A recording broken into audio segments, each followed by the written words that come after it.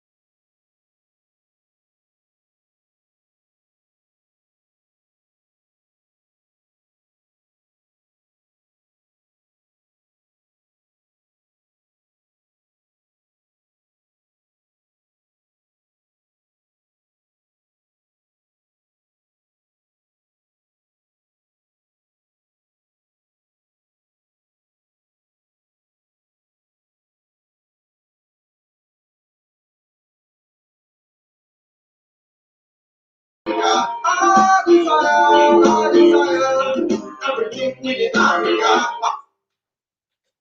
Everything it takes to make all the world happy. You know, the future of the world is in Africa. We got everything. Everybody knows that Africa is a place where God bless sunshine. Yeah, everything the world needs in Africa. There's nothing, you can't take it away. There's a reality.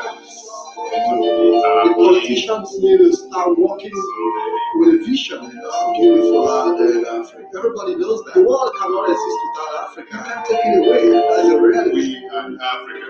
You can never take it away. That's not true. You can never take it away. That's not true. You can never take it away. That's not true. You can never take it away. That's not true. I can run the world, I see me many things. I can run the world, I see me many people. Everything we need is right in Africa. Everything we need is right here in Africa. Only what we need is just unity. We got all the things we need, we got great people. You can never take it away, that's the truth. We got all the things we need, we got safari.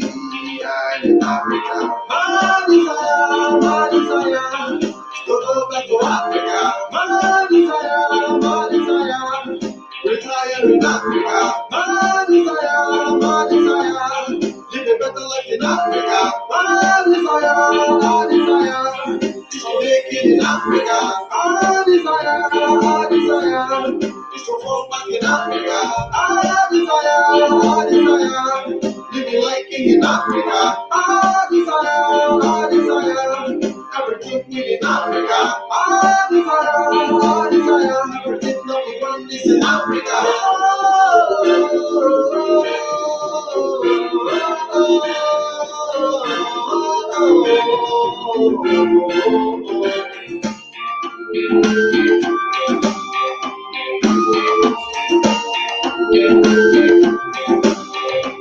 I want to run the world, I see baby people. I want to run the world, I see everything in Africa. We gotta go, everything in Africa. Gotta go, the sunshine, everything in Africa. Everything we need, right in Africa. Everything the world needs, right in Africa. We can take it away. That's not true. You can never take it away. That's not true. My desire, to go back to Africa. My desire, retire in Africa. My desire, live a better life in Africa. My desire, so make it in Africa. My desire, so fall back in Africa. I desire, living like king in Africa. I desire, everything within Africa. I desire, everything that we want is.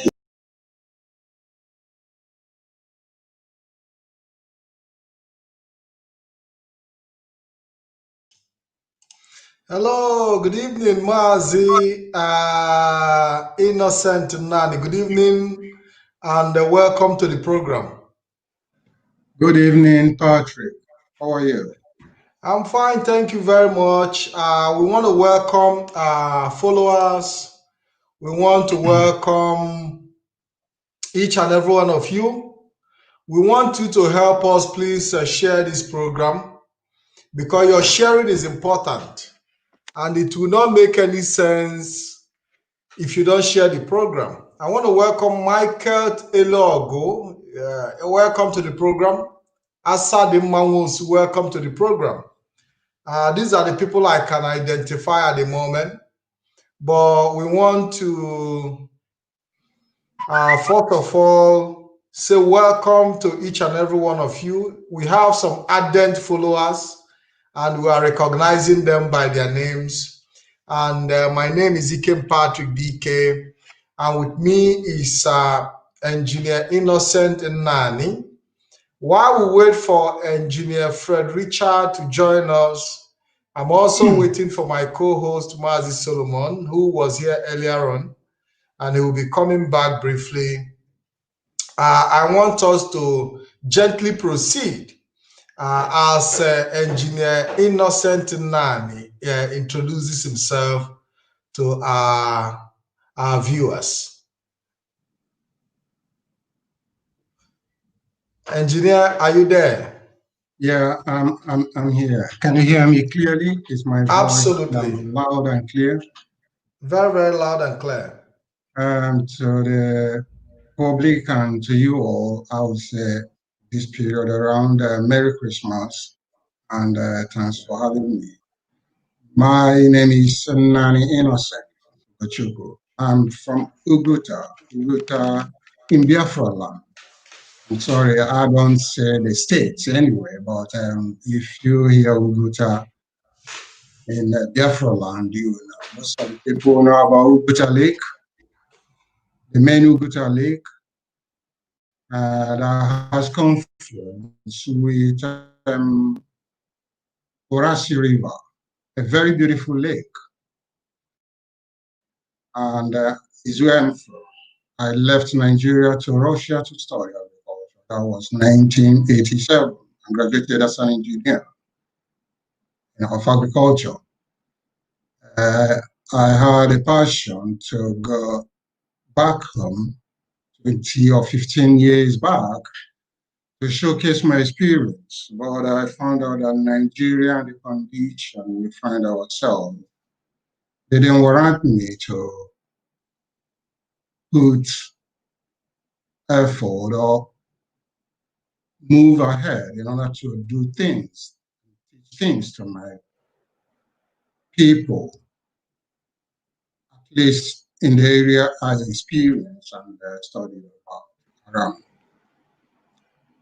So having said so, I don't know if to stop here or if there's anything the host has to add to this at the moment. Yeah, Innocent, thank you very much for coming. Last time you were supposed to be here, that was last week, Saturday, I guess, but we had some technical issues, and I promised our audience and our followers that we are going to make it this time around, and just like we promised, you're here. It was a little frustrating. You couldn't speak through the phone. You didn't feel comfortable doing Exactly, that. exactly. Yes, but this time I think that you are here, and we will be talking about what we were not able to talk about last week. And yesterday we had interaction with Professor Chinedu Abodike, who was also here, who actually took us through a lot of education, a lot of teachings and learnings, and he did a very marvelous job. And on his angle is a different aspect, a different perspective. And from your own end, you will also be sharing with us your own studies, your own research, your own experience, and your area of specialization. And I hope that Biafrans can help us share this program, because what we are about to deliver to you today is something you would never get anywhere. Yes, we know that there are some YouTube channels that can put you through on certain things, but we are talking about things that, you know, we carry with Biafran spirit, that are practicalized, that can be done in our own unique ways, and you know, that you can also not just watching them on videos, but also having the possibility to have a direct contact with the person involved. So, Mazi, Innocent, while we wait for Engineer Richard and Solomon to join us, I would like you to give us a little um, personal background in terms of life experience, because people like to, you know, hear people's story, because your story will help people understand where you are coming from, and also give them the hope that if you try, you can get there. So just not just going into full details, but a little background, to paint a picture of where you are coming from, because what we'll be dealing with is something that we haven't seen much in our area in Biafra land, and we are coming to introduce some of these technologies, put them on the ground, and people will be proud to say, I learned it from Engineer Innocent, who, knowing your story, they will also be able to tell your own story, being inspired as well, and be able to tell their own story in the future. Engineer, can you? Yeah, thank you for this lovely introduction by you on your side. If you permit me, I would like to start with a very short story back home. When I was small, I would say when I was small in secondary school, about to enter my secondary school. During that time, there was a guy, a person, a senior to me, and I don't want to mention it. He studied agriculture. The year he graduated, when he graduated, he entered into processing of something which we all know, and that food we know. What was it? Cassava. I think I had got a machine that was just grinding it, just garlic. And he was trying to make something. And sometimes people will just be talking at the back and things and say, oh, ọ gụsịrị akwụkwọ ihe ọ mụchara wee ịga-akwa akpụ injin akpụ ịkpọ garị. So I don't know up till now, since I left, how the guy managed and how he has survived, if he is still in that process. But when I had that, I was in secondary school, and I knew about agriculture. I was serious in agriculture. My dad has taken me around his business. He was a wholesale yam seller, and he used to take me around to where he buy yams to his clients and people. It was just like a seller buying and selling there. He was making life and money, and he used it to train us in school, even my older ones and stuff. And I told that comment they made towards the guy remained in my mind. You know, I found it very demoralizing that somebody is trying to do something and people are just not encouraging but discouraging. Having said so, I grew up, I saw a lot of things. I knew I can do certain things apart from studies and other things. You know, I watch things, how things are done. Even domestic life thing, you know, helping my mom, my father, and things. It really carried me on until I left Russia. I left Nigeria for Russia to study. I enrolled to study agriculture.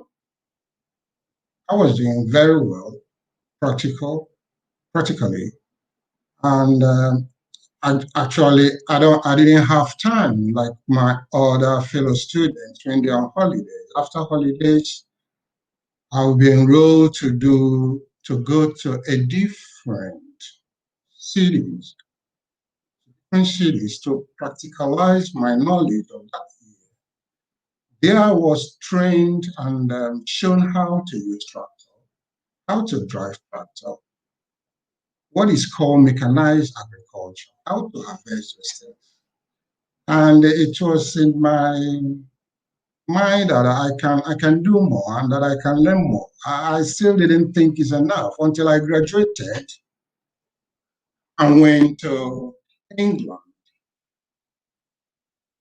Going to England, the aim was to integrate agriculture with information technology. And I tried to use these mechanized machines, integrate them, and these are the ideas that was coming. And on the process, it wasn't what we were rolling in for that. It wasn't what was given to us, and it was something different, you know, packaged. You know?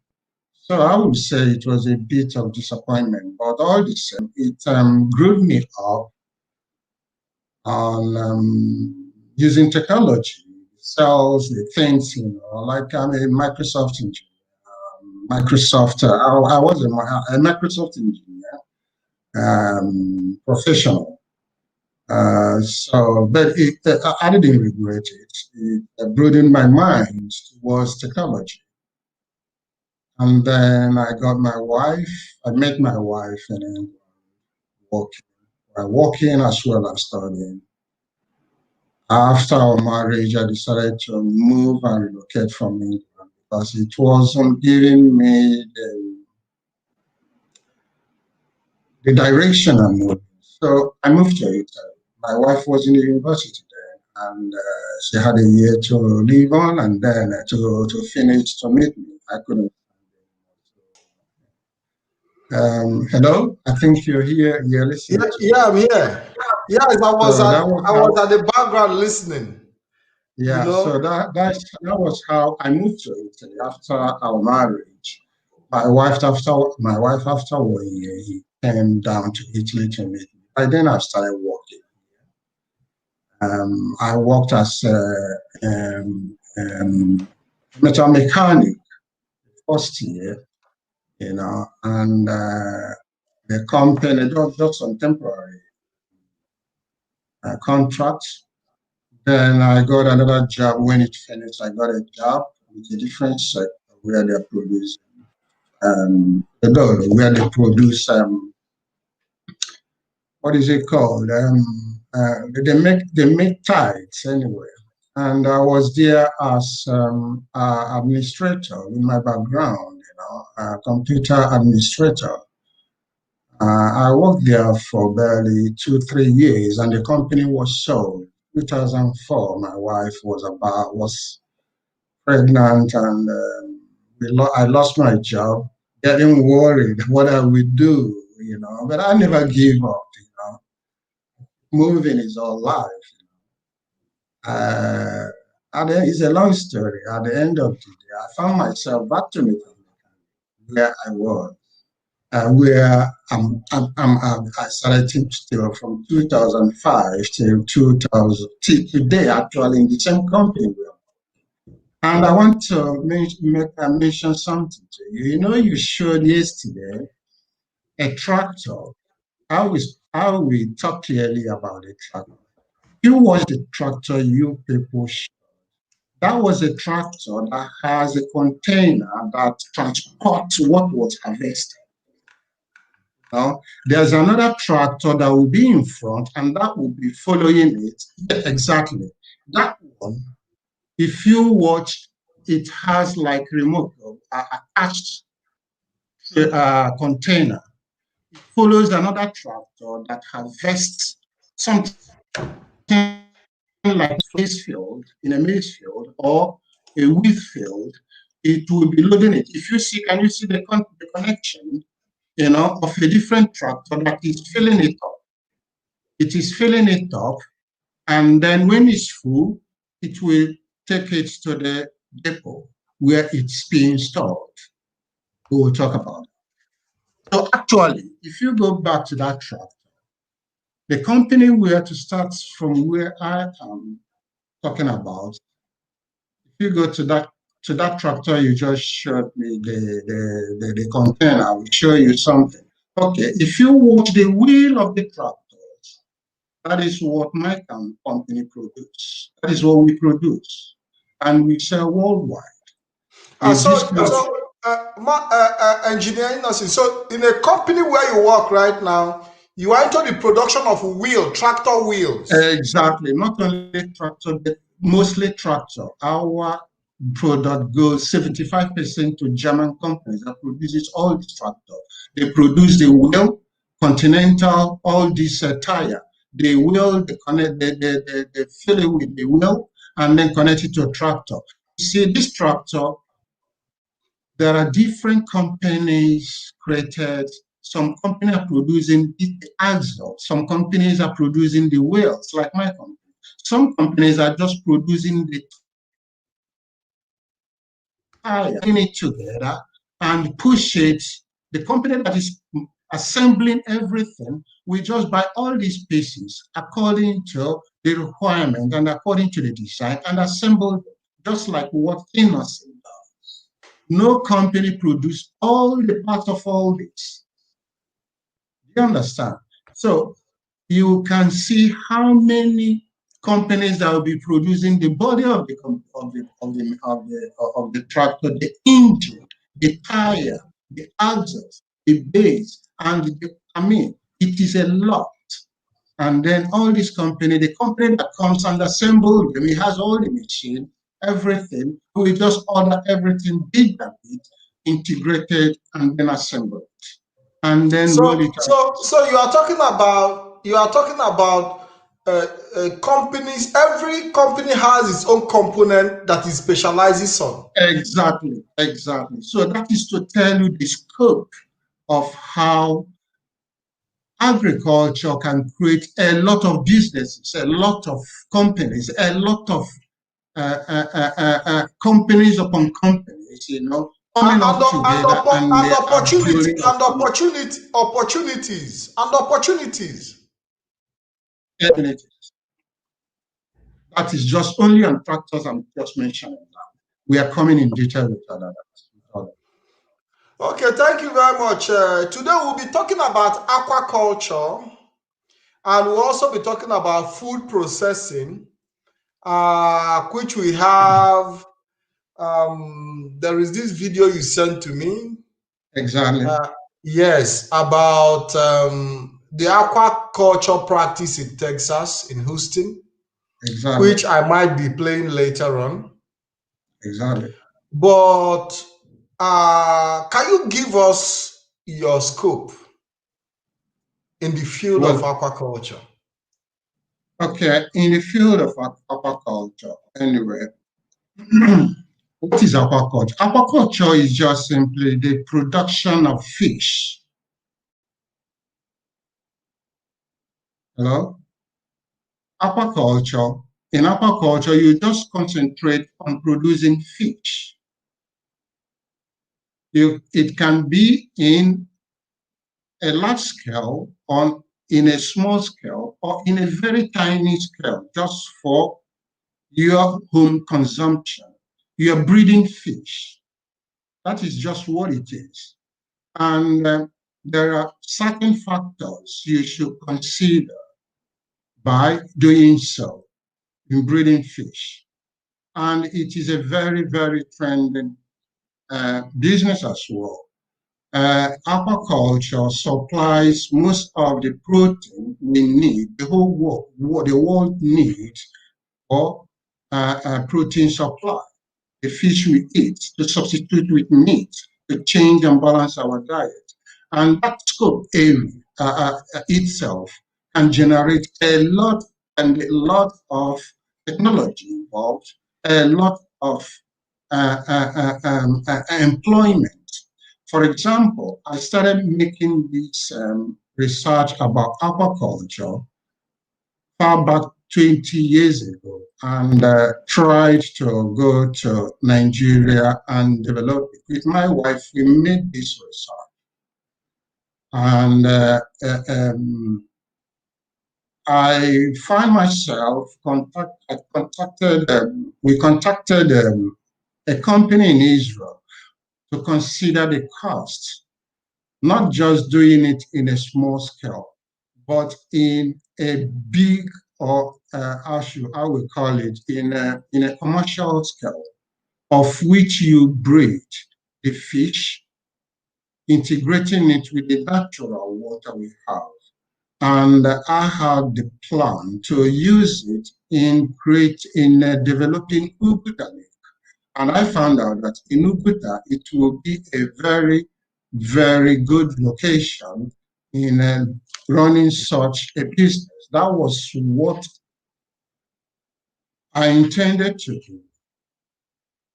On the process of doing planning the project and doing the feasibility studies about the cost with my wife, the company we contacted, we find out that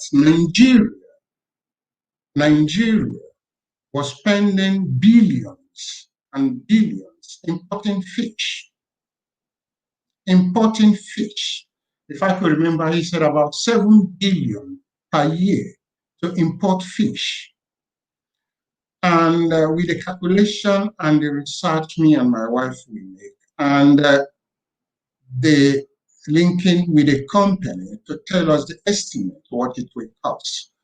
We want to make it a very big centralized aquaculture also in the whole, maybe in Imo State, in Uguta. And aquaculture, you set it up where the natural water is from. It's not in a tap water where you can use with chlorine. No, you will locate it to where there's natural water.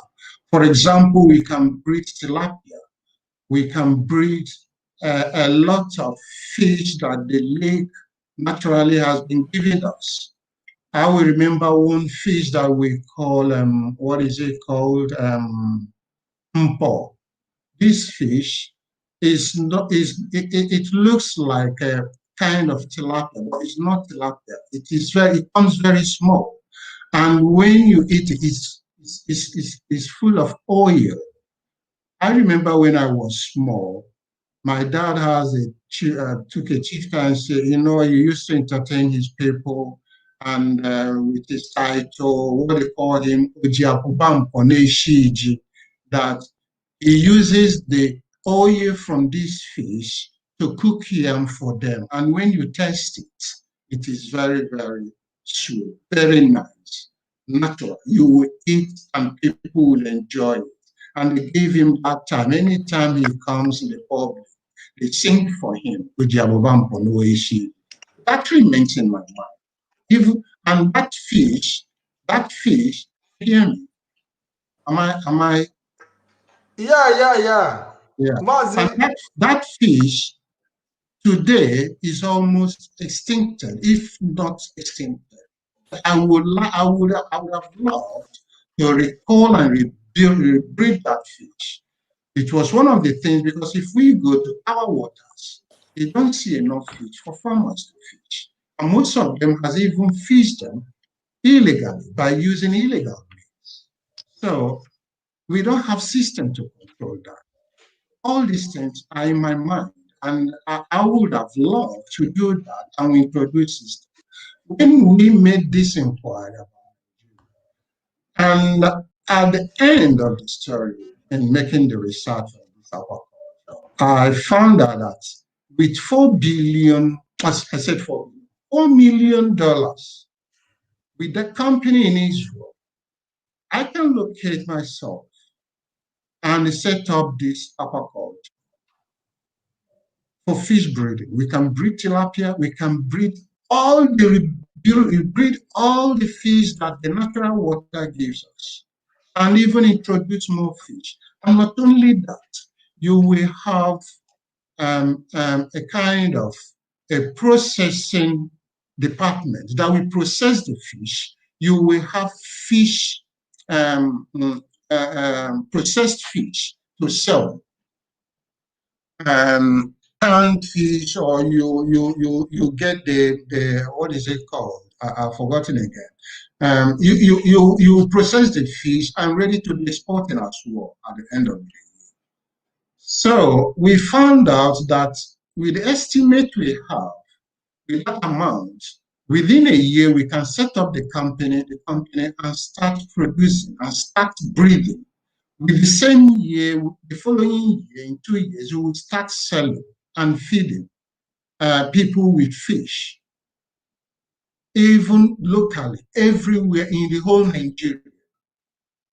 Within 2 years, there will be enough fish for Nigeria to live on. Instead of spending the money in exporting fish, Nigeria could rely on the fish that company will be producing to the whole Mazi Nigeria. Solomon, we are talking about making full provision for Biafrans and possibly to other neighboring nations like Ariwa and the Oduduwas. And let's not also forget that they also have their own lakes and all the necessary natural resources to also make go into this venture. Before I proceed, I want to welcome our co-host, Mazi Solomon Peter. Mazi Solomon Peter, welcome to the program. Thank you so much, Mazi Pat. I said good morning from my end here. It is 6:32. I'm very sorry that I run late into this very program because I was trying to reach the engineer Richard as to regard to the discussion we started last week, Saturday.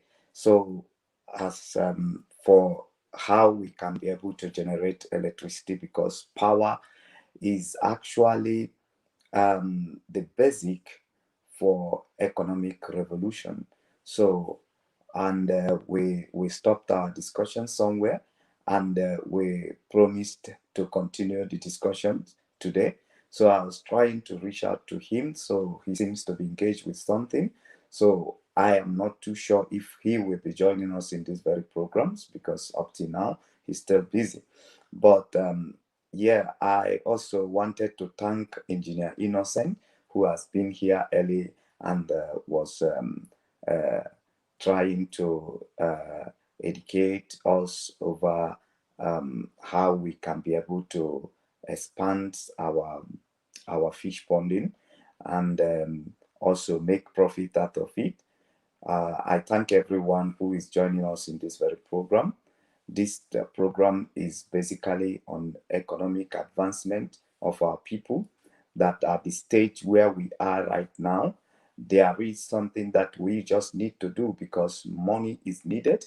Yeah, we need money, we need food to sustain ourselves in this struggle, of which if we don't devise means for generating money and engaging our youths into jobs and making them to be self-reliant and self-sufficient, then it's going to be a tough journey indeed for us. We watched the programs, we watched the coverage during the Biafran War. At a certain stage, we see how masked, how the massive engagement of people in order to provide food for the for our people. Um, yeah, this happened during the war, and the masses has to come out. They have to engage to see that we'll be able to generate enough food for our people that we are receiving food blanket. So this time around, we are looking at the whole scenarios, and we are coming up with an idea that we haven't done much in that area of agriculture, that in that area of agriculture, in providing food for our people after we have watched and seen what happened during the Biafran War.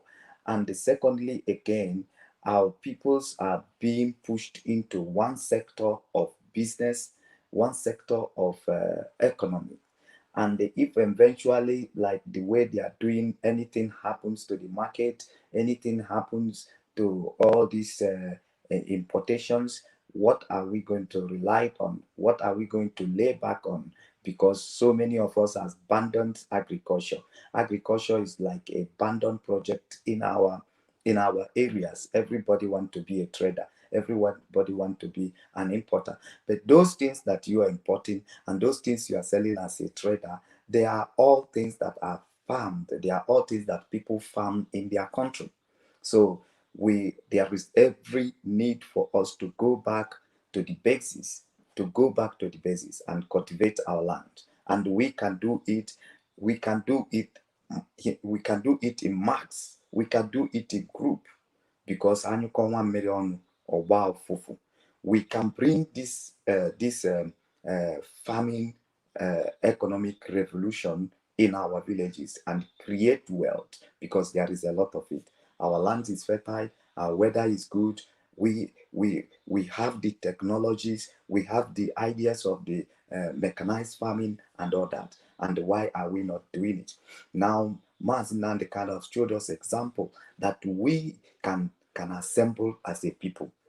And if we assemble as a people under self-determination, we can also assemble as a people under economic revolution by going back to farming and bringing mechanized farming to our land. That is the reason why this program is running. I want you to join us if you really wanted to eradicate the high level of unemployment and the poverty that are in our village. This is a discussion that you must join, because we must find a way forward. You that are dependent for the people that are in abroad, you can see the changes that is happening now. You can see the new world order that they are trying to bring, the new world order. What do you think that it will be happening? What do you think that it will be happening to people that all over the world, the people you are depending on, the people that in abroad, you are depending them to send money, you are depending them as they are welcoming new world order. What do you think that it will happen to people? Now, just watch this pandemic. Anything can happen at any time. What do you have that you can lay back on? Just in this lockdown that happened, what did you lay back on? You see people, they are during the NSAS protest, you see people dragging for indomie, dragging for spaghetti and everything because of hunger. Just imagine what will happen. And we are talking about the second wave of coronavirus. When it happened, where are you going to live back? Where are you going to live back? You need to join us in this very conversation, because that is the way articulated to move the life of our people forward. That you can be abroad and you own a farm. That small money you earn, you can use it and multiply it in cultivating a land. And at the end of the year, you discover that those people who are depending on you for sending money for you for them to feed, for them to just feed and go to toilet, you discover that you invested that money, they have enough food, and they also relieve you. They give you space. Who is in abroad providing money, they give you a space also to make some service for yourself. So that's why we needed to begin a discussion in this very aspect. Everybody is discussing about politics, and the game of the politics of Nigeria can never change a bit. Whether you like it or you don't, no matter how the politics of Nigeria runs, it's still the same. They're still gonna do the same thing. They will still not support the people. So it is left for us, who are people, to support ourselves. And it is called self-defense. So investing into agriculture is part of the self-defense that we required at this very moment. At this very moment, we are losing out totally.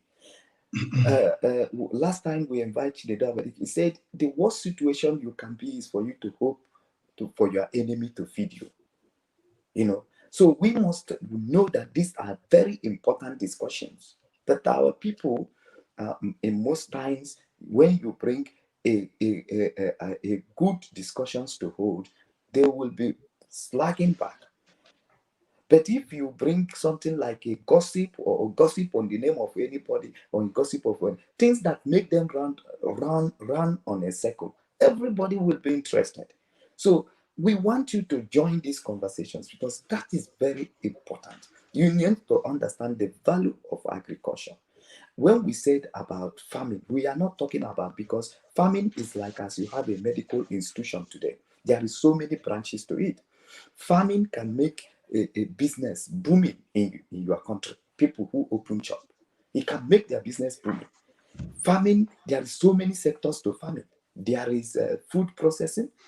Even Professor Abadike have also said that even the farming helps the pharmaceutical industry, because through crops and herbs you produce Exactly. materials, raw material that can be used for pharmaceutical Exactly.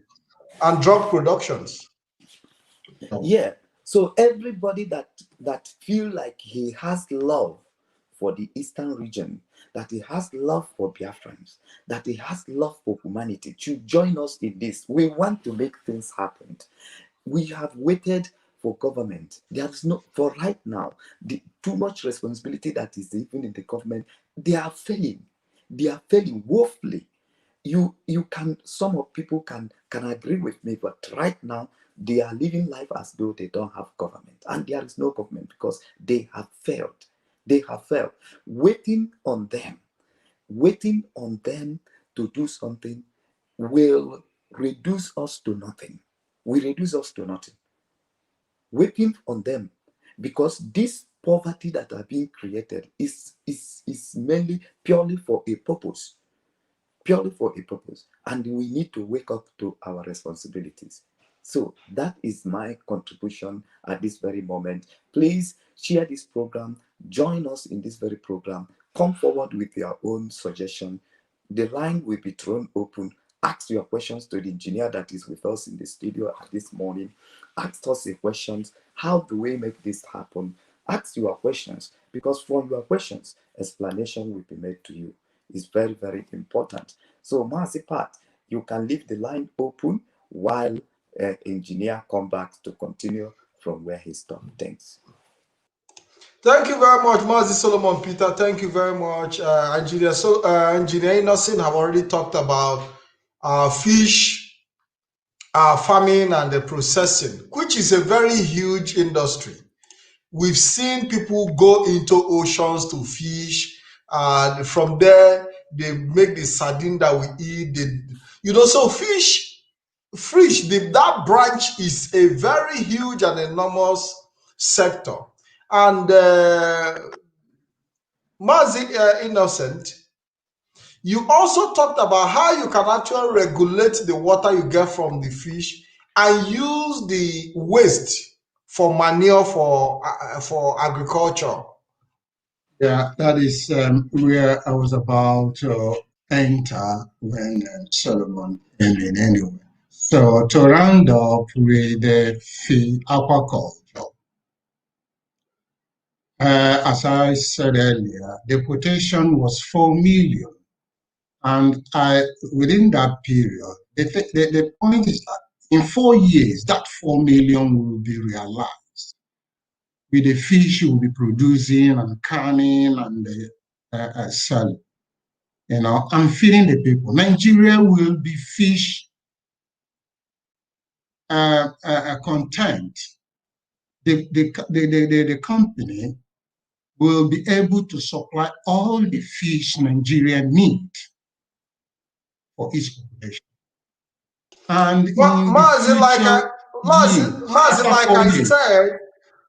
like I said, we are here to talk about the eastern region, yeah, which is the Biafra land. I was coming because of that time when I had that research, when I knew that, then when I started making contact for maybe all these people to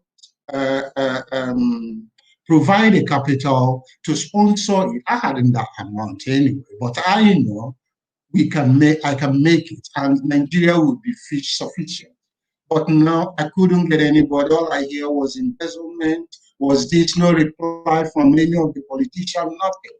So I folded my project and put in my bed and reserve it when the future calls.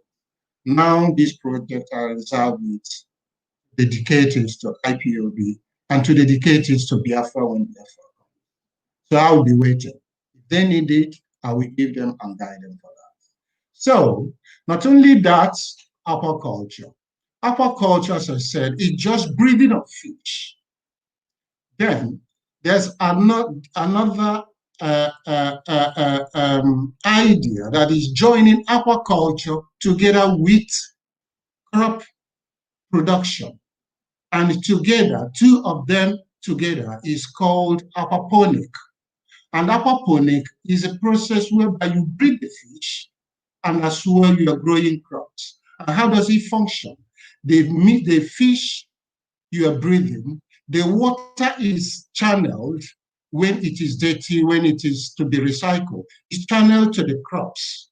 It's full of organic manure, fish manure. You just take it to the crops.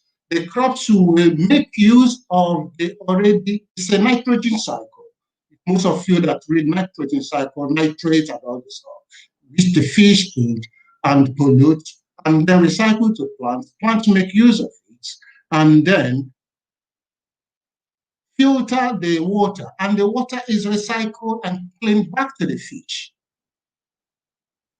So you find out that you are introducing two cultures together, growing of crops and growing of fish with ease. If you have the technology and if you have the power and if you have the infrastructure. And you can have it in different scales. You can have it in industrial scale, you can have it in a medium scale, and you can have it also in a small scale, like for families too. And the technology is there. So these are the things that I would like to present to people, of which I send you some of the pictures. These are about aquaponic and aquaculture. Thank you.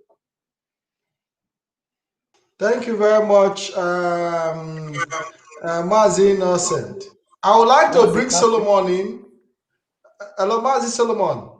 Yes, Actually, there is something I want to say as to regard to what Engineer Innocent is trying to explain here, because our people need to understand before they need to understand as to know how interested this program were.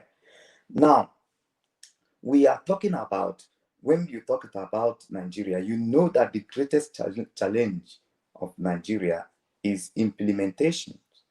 There is so many ideas here, and most of the ideas are dead on arrivals when you place it in the table of Nigerian governments or in Nigerian people, because they like, as they have the oil boom, so all the life they have developed the culture of easy money making, or one-way driving, or one-sided driving economy.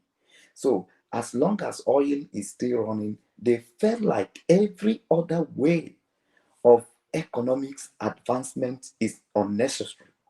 So if you take an idea to Nigeria, they will kill it at an arrival. So, and these are the ideas that we indigenous people are right to. Now, this is a very good version for people who goes to the river, who goes around for the river, laboring around without even cutting enough fish as to match to the energy that they are putting in search of those fish every day. But here is Engineer Innocent explaining to us as a fisherman, and on how you can be able to make a fishing business a multi-million ventures without you going around in the river to look for fish. Very important that you can sit in one place and create a fishing business as a multi-million venture without you moving around. That you can sit in one place, you rear a cow, it become railing of a cow become multi-million ventures without you moving around like flies. And this is the idea that we are bringing forward to our people that need to be understood. You are a rice farmer. Every year you will put all the hard labor. You can only produce 20 bags of rice. But here we are bringing ideas that can multiply that your energies, that in the same period you put an energy just to get 20 bags of rice. That this is an idea, a principle of an idea that can be followed, and you will put the same energy and you will get more than 100 bags with the same time, with the same period. You see where we are wasting. And last time I was describing about time in Nigeria. Every nations, every growing economy, they invest all their time. They invest all their time into making, into advancing their economy. That where I am, you work 24 hours. But in Nigeria, even in Eastern region, you don't work 24 hours. Most of the hours that are given to us to work is 8 hours. After that 8 hours, then there will be total shutdown because of insecurity. And we are spending the same year with other nations who are working round the clock to create job, working round the clocks to advance their economies, putting machineries into place in order to multiply the energies of their people. So these are very, very important that we have to look at it. Join this discussion. I'm still begging people to join this discussion and share. We are bringing ideas here, and these are the things we have to do. We encourage you. It's not. We encourage people to share this program.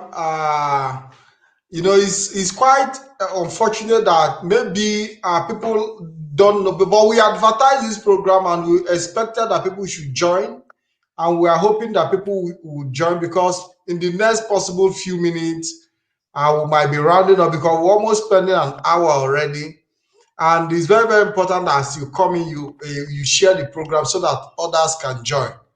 Mazi Solomon, I'm still we know waiting that. the number to call in, please. Yes, and I'll be Remember, putting the number on you the should screen to give call in. opportunities for our people. They want to speak with Engineer Innocent. And Yeah, somebody in the yes. comment is asking you that he wants Innocent's number. And then you cannot make you call Innocent direct because everything must be regulated. Okay? We cannot bring Yes. a guest here and we throw the number of the guest open so you begin to disturb them with call.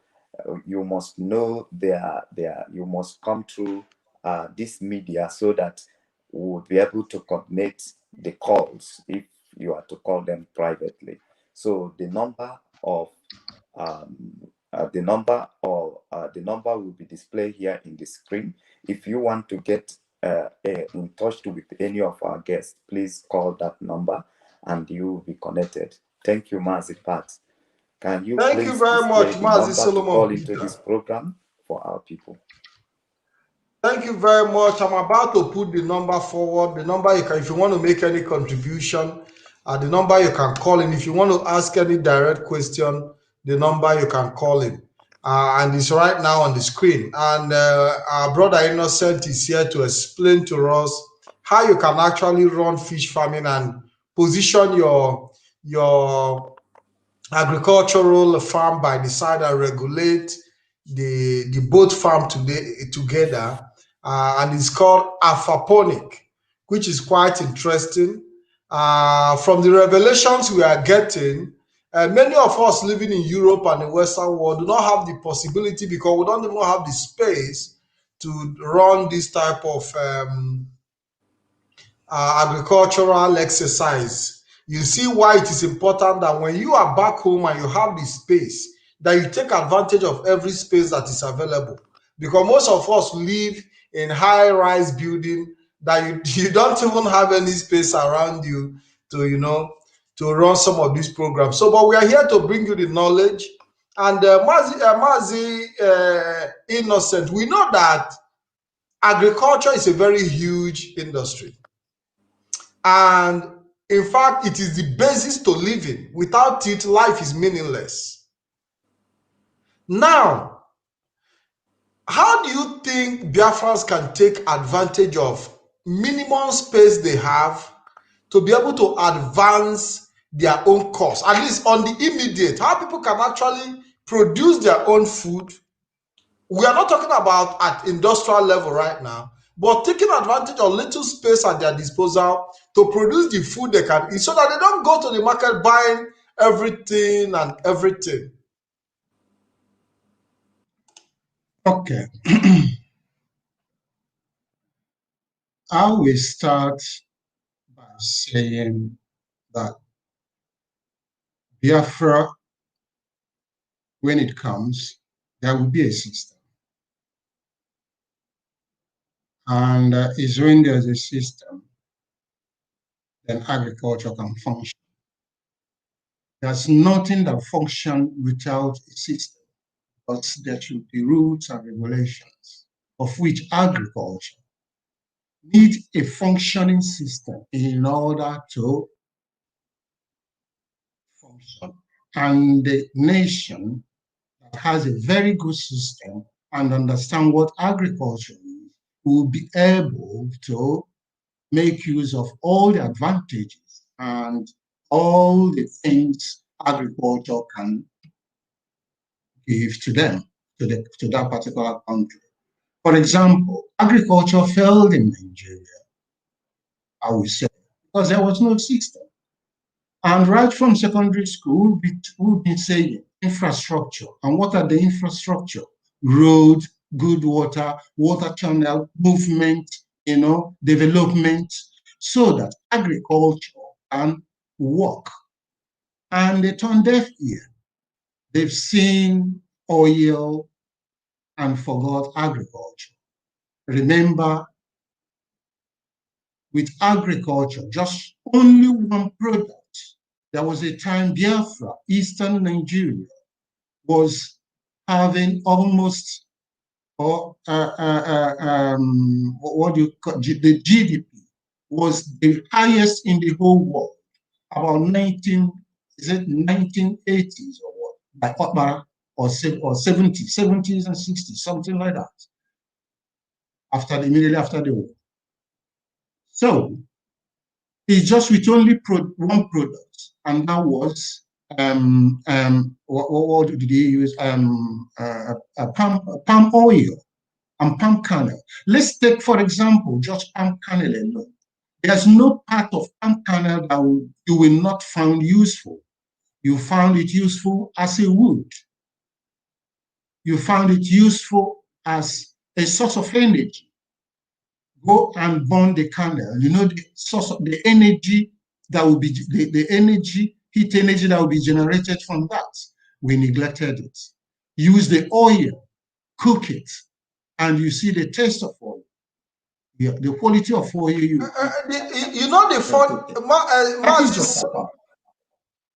and I'm sorry, I am just pointing just one product, but there's no way we can run agriculture without a viable system in place, because agriculture itself is so complex.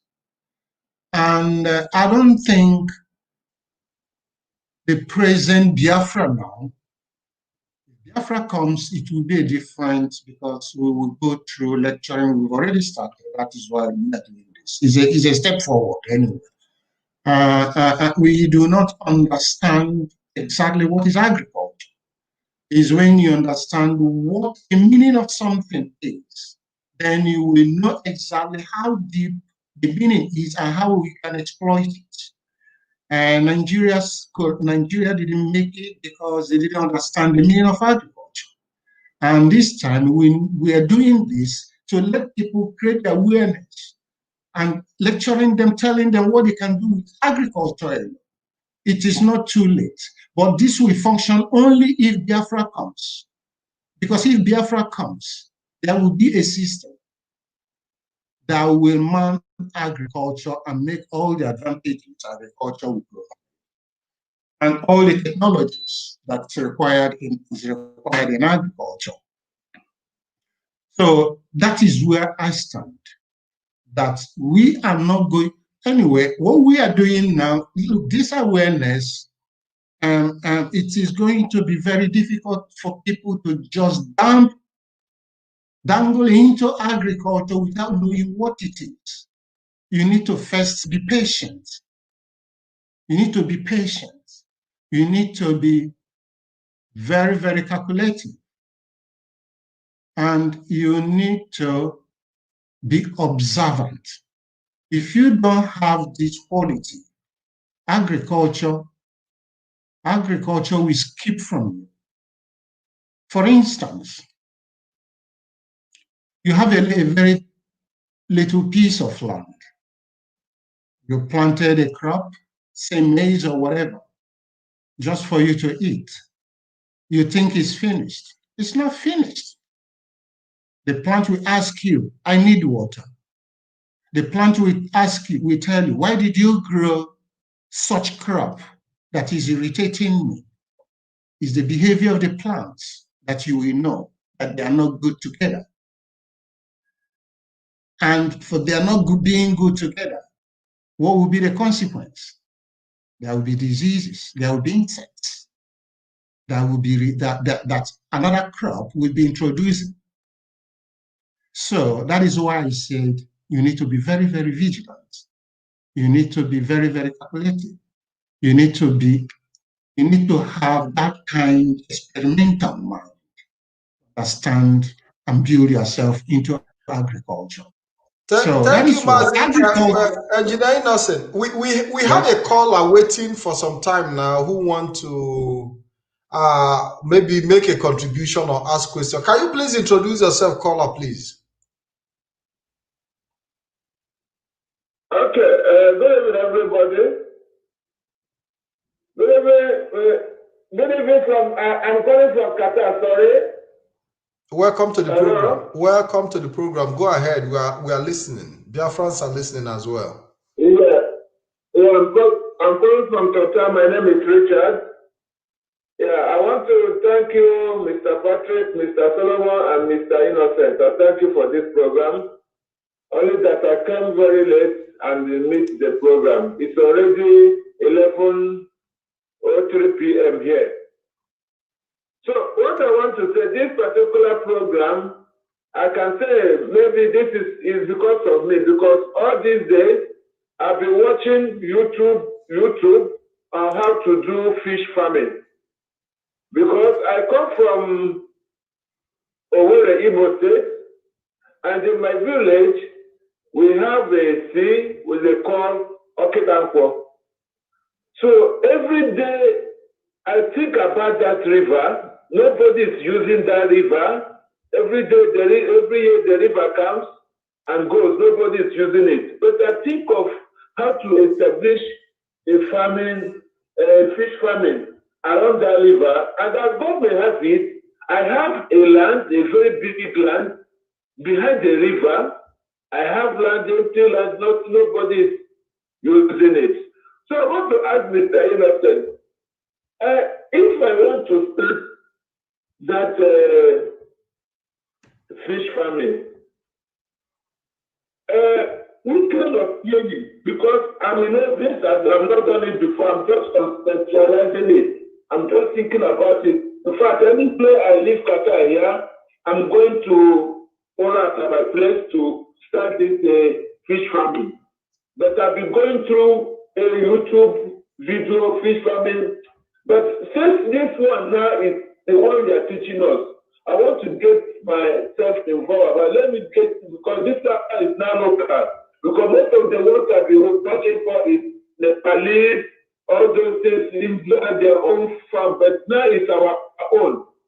So I want to know how I can start that business, or if I need to have your number privately, if I have to go some training with you online, I wouldn't mind, so that you tell me online, so that let me begin to plan, because I have limited. Let's say I stay here is 1 year. 1 year I live here and go back to my place. And I pray that Biafra will come very, very quick, so that all these things, all of us, we have very, very good ideas. Because with current Nigeria, how Nigeria is now, you might start up a business because of government policy or something like that. They'll try to frustrate your business. So I want to this. What I want to ask. Yeah, thank you very much. Fortunately, Engineer Innocent is also from Imo, from Uguta precisely.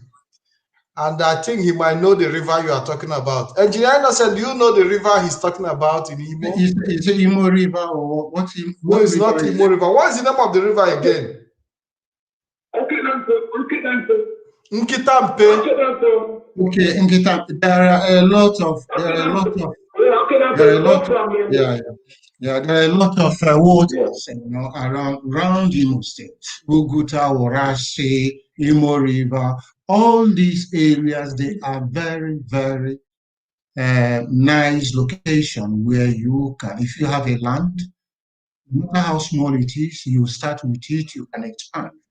And I would say that fish breeding, if you start fish breeding, because you have already natural water is not the problem.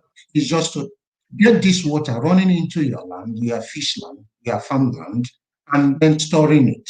Okay, you know, our people knows is good in polluting our water, they defecate there and all this. And all these things are not even good for our plant, or even the fish, they become toxic. All these things has to be stopped. So these are worries we need. We are serious, and our people want us to create job, want us to build something. There are some things they are doing there. We will tell them the law should be bound on into law not to do that, and there will be consequences. That is why I said in agriculture, you need to have system. If there's no system, agriculture will leave you. You understand? So if they keep on polluting water, we have the natural water, everything. We can recycle it, we can keep cleaning it, but we should provide facility for them to be using in whatever they're using, but not to be defecating it. It is so bad. It is very, very bad. So if water is there, you have a land, my brother, you are at the right direction. The only thing we need to do is to see a way we can channel power, energy, create infrastructure, because all these things need infrastructure. If no, I won't, I'm very, very serious about that when I talk about infrastructure, power supply, energy, because without it, agriculture will leave. What we Yeah, are doing unfortunately, sorry, can I finish? Engineer Richard is Before it not yet skips here to talk about to my energy mind. generation. Yeah, sorry, before it skips to my mind, because our people, they can gradually be practicing agriculture with the way they are doing. And Biafra comes, once Biafra comes, we are not going to neglect this. First, starting with infrastructure. And it's with this infrastructure that we produce a system of agriculture, of which in future I'm going to explain, and how agriculture can be planned. Because agriculture is never planned back home. And we've never wanted to plan agriculture. It's when you plant things, you know how and where you are going and how it will work. And anything well planned will give you the value of it. If it is not planned, you are just dangling. And it's so huge and complex that you need to plan it. You need to set a system into a system, because in planning agriculture, you have a system. And there will be a system that will hold that system. That is as it is. When you don't open up the system, the system in agriculture, then you see what is in it. And all the things you can derive from agriculture. Virtually everything you do in life is about agriculture. But our people don't understand it. Instead, they will mock you. Oh, he's doing this, he's doing that. Well, I stop from here. Yeah, so Mazi Solomon. Can I ask the engineer some questions here? Yes, Mazi Solomon, go ahead. That needed to be resolved. Engineer, first of all, thank you for your explanations and lecture here. So our purpose here is to encourage our people to get involved into farming and how they can get involved into farming. Now, engineer, they said practice make perfect. We are seeing you talk basically on the larger picture of agriculture, but we are talking of the basic as it requires for now, the circumstances and the situations surrendered our people, or we are in now in the contraction called Nigeria. How can we make best use of agriculture? How do we start as a little beginner before the bigger picture? How can we use agriculture to reduce the high level of unemployment amongst the youth? So please, can you explain further for us? Okay, agriculture, as I said, we need to touch all the areas of agriculture. All the areas in agriculture, our youth can decide where to feed themselves. Depends on where they want to be. And agriculture can run in a big scale, a large scale. It can run in a medium scale. It can run in a small scale. And we've been running agriculture in a small scale, which is what we call subsistence agriculture right from time immemorial. Our people has been using, our fathers has been using the L-shaped wall, digging land up to today. Now, check our developed countries. Before they were using animal and dragging with something, blade, and pushing and making bridges and things and plowing the land. Today, where are they? You've seen it there with the tractors. But because we keep doing the wrong thing, we keep ignoring the first thing we should do just to depend in a small scale, We'll be running a small scale agriculture in time immemorial. Even now with the small scale you are going to start, it is not easy. And I've said, using it will be for a short period, maybe now until Biafra comes And when Biafra comes, we are going to put plans on the table to create a system whereby agriculture will be viable. Our people should understand that, and they should know it. Even if you start working on agriculture now that we are desperate on food and all this, there's no system. It is for temporary purpose now because people are hungry. No, I'm not telling them not to go to land and cultivate. They can cultivate and do whatever they want to do. What I'm introducing now, like aqua culture, you can do it in a very small scale, even in your home, in the backyard, and grow maybe 50, use a 50 fish, the small fish to grow, and you put it.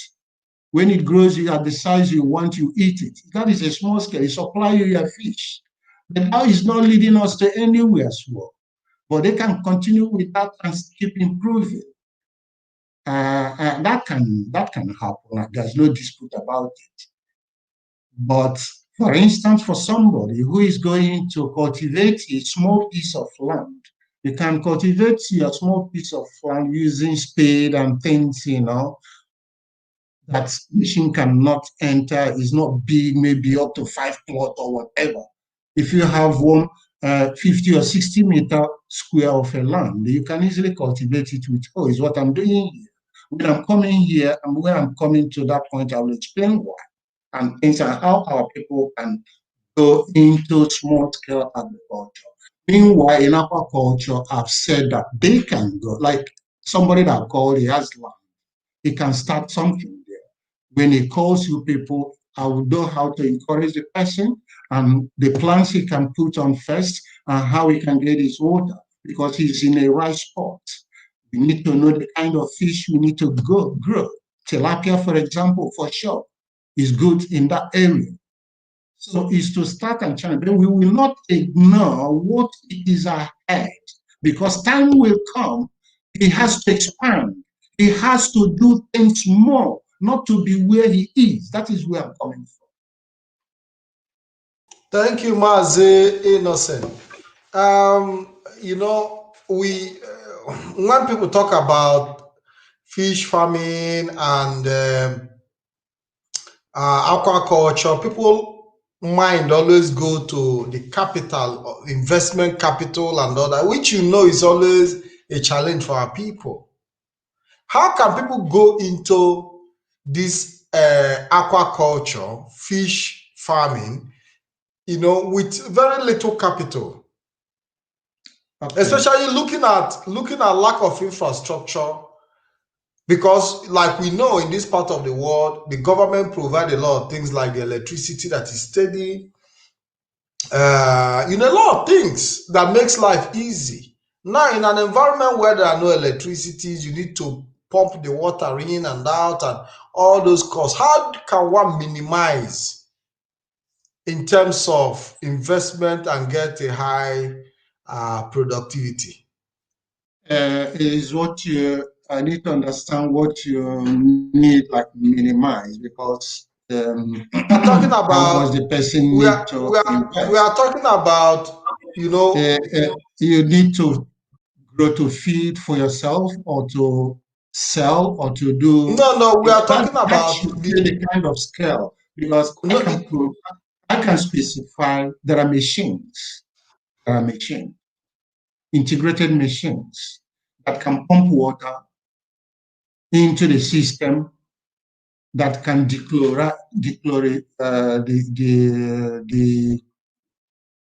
clarify your water.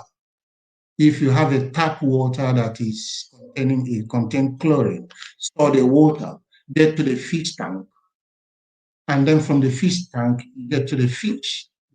You breathe there and you feed them, you channel it to another tank where you have your plants. I gave you you will play the video I sent to you to understand. Even in your house, if you have a family, you want to supply your family with fish all year round. You have enough fish to grow and process and store, at least for you to eat. There are machines available that I can recommend. And these machines is not that it is cheap as well. You can get some at least for about 4,000 to 6,000 euro. You can get some depending on the size you want, and I mean there are robust ones as well, of which you can start. And from there you can expand. A recommendation, that is not a problem. But the problem I'm talking about is how you can manage it and how you want to expand with it and the energy, because if you get the machine, you need to have your power to run it. And mind you, if somebody says, okay, you need to get a power and you have a generator, fish doesn't like a noisy place. So I have to be honest as well. Fish, if you get a fish and there's a noisy place, it will not be productive. So don't even think about having generator in your house. Okay, you have this thing, because the noise and vibration alone is already disrupting the fish well-being. Am I making sense here? Yes, we have this. We have this video that you sent. That we want to take a very brief look at. Exactly. Yeah.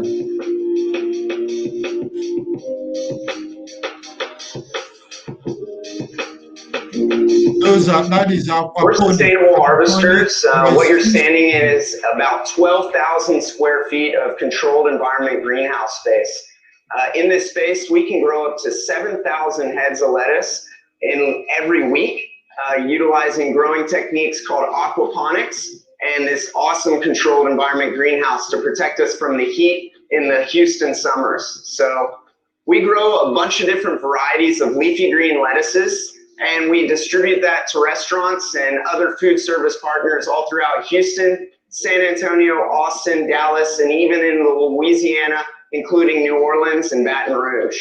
So we grow about 12 different varieties of lettuce, and we pack them into our cardboard boxes with 7 varieties in each one, a beautiful blend of reds and greens, crunchy and tender, from butterhead lettuce to oak leaf to Lola Rosa, and even green and red romaine. So really bump our differentiating product line where chefs and other food service partners can get a product that they've never seen before, and a product that has quality and consistency like no other. So we seed all of our lettuce by hand, and we start them on these grow trays right here. So this grow tray has 162 spots of a 1 inch cube that we ultimately put 1 seed in and let them germinate in the dark for about 2 days. After that time period, they have access to the sunlight. They're going to grow their first leaf, and specifically with lettuce, that first leaf is called a radicle. So once they hit that radicle stage, we bring them into the sunlight, and we ultimately leave them under LED lights for about 2 to 3 weeks. When they get to about this size or a little bit younger or a little bit older, we actually bring these trays down to the very back of the greenhouse, where each one of these will pop out on a bed of pegs, exposing its cubed material. This cube material is made of 99% peat moss with a 1% elastic polymer, giving it a sponge-like effect, allowing us to submerge this root structure into water for the life of the product. So when we put these products in the water, we ultimately have to remove product first. So the first stage in every day is harvesting. We try to harvest in the earlier morning time period because the lettuce does tend to wilt in the summertime during the 11 to 4 or 5 o'clock period of time. So we're limited to the morning hours to harvest. When we do harvest in the morning, it's as easy as pulling this entire board out of the water and carefully bringing it to our food preparation area, where we'll ultimately take each one of these heads of lettuce off of this board by pulling them out, exposing just a few of the bad leaves that might be there. We'll ultimately compost those leaves, leaving this head of lettuce with its roots still attached.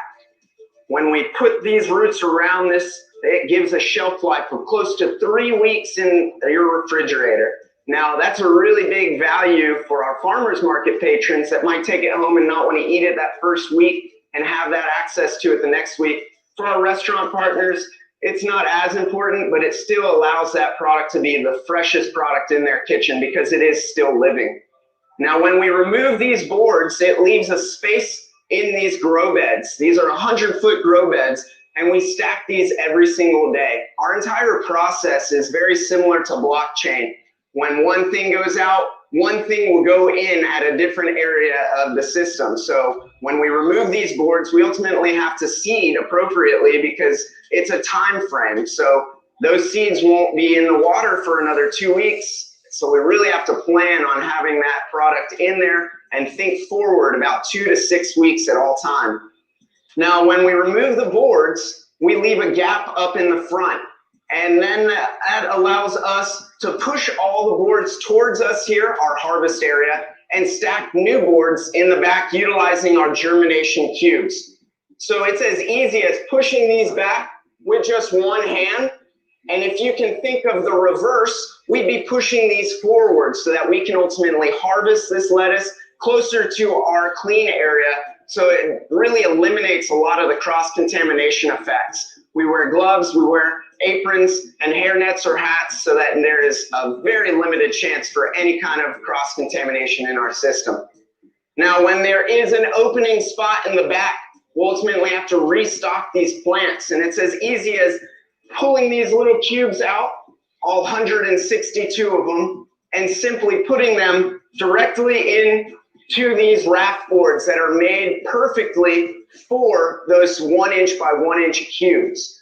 Now, when we put those in, we'll fully stock this. This happens every single day so that we're always keeping this grow bed covered. If we were to leave an open spot for more than a day, the nutrients in this water would really ignite algae and it would just grow like the lettuce would. It really grows in full force. It's a beautiful algae. I wish we could utilize it for something, but in our system, it's not beneficial. It takes away from the nutrients that all the plants are trying to eat.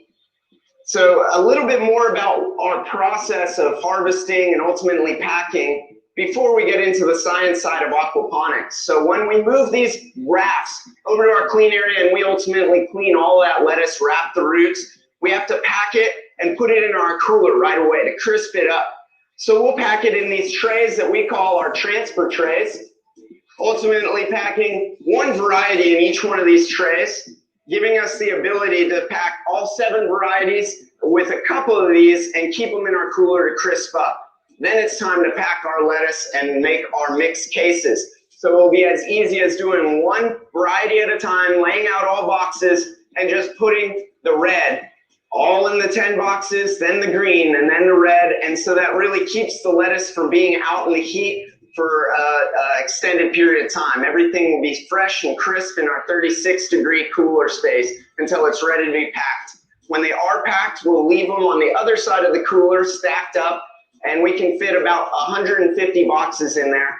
And every other day almost, Tuesdays, Thursdays, and Fridays, we have distribution companies come to our roll-up door, pick up the product, and ultimately distribute it out to our restaurant partners that might be a little bit further from our reach. We do still keep a loyal small customer base of delivery routes that we personally do, but we limit those to a lot of the restaurants in a very small area. But we do try and distribute out and promote as many restaurants that we work with the distribution partners as we can. So that's really the process of moving from seed to harvest in our system. And up next, I think we're going to really dive into the aquaponics side and what makes this product grow so well in this system, and ultimately the greenhouse that allows us to grow year-round, creating a consistent product and ultimately a great customer base.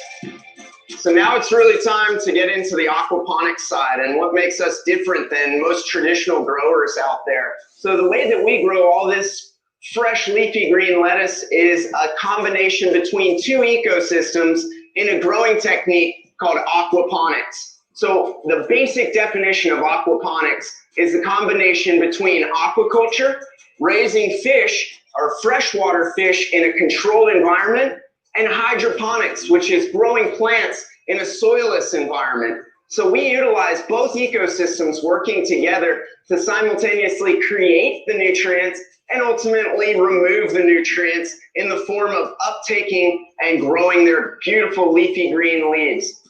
So starting first with the freshwater fish, specifically we use Blue Nile tilapia. And these tilapia come to us all male from a great breeder in New Mexico called Americulture. We get them all male for 3 really important reasons.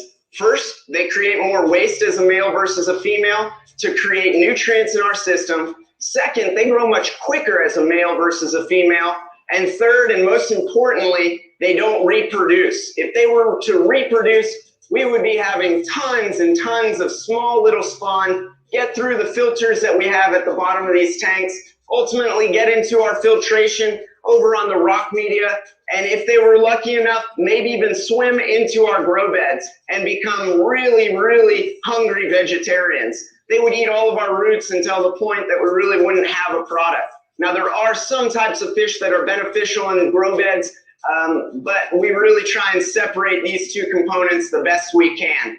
So these tilapia are the real engine to our motor. They create that nutrient in its raw form called ammonia, and they create that by excreting a waste product after we feed them every day 2 to 3 times. So I'm about to feed these guys, and they're probably pretty hungry here in the summertime. In the winter, they kind of slow down, but in the summer, they are full force, ready and hungry, and creating that lean meat that we really like to create with these tilapia. So we'll feed them real quick and see if they're actually excited here. So as these tilapia eat that waste product and ultimately create that waste product, it gets brought down by gravity to the base of these fish tanks. These tanks are equipped with a conical base, and that conical base can really help trap a lot of that solids and move it to a lower point in the system, which is our next filtration, our biofilters. These are a simple baffle system that separates out the solids from the liquid ammonia or broken apart ammonia. We can remove almost 50% of all the fish waste in those 2 tanks, and we flush that out once a week to our compost beds, adding a really rich nutrient igniter in that compost bin. So after it removes its 50%, that other 50% of that waste heads down to our second filter we like to call our living filter. This is a ebb and flow, flood and drain rock media bed that raises that water to a certain level and then drains it out quickly, creating aeration and ultimately slowing down the momentum of those solid waste particles so that they can be consumed by naturally occurring bacteria in the system.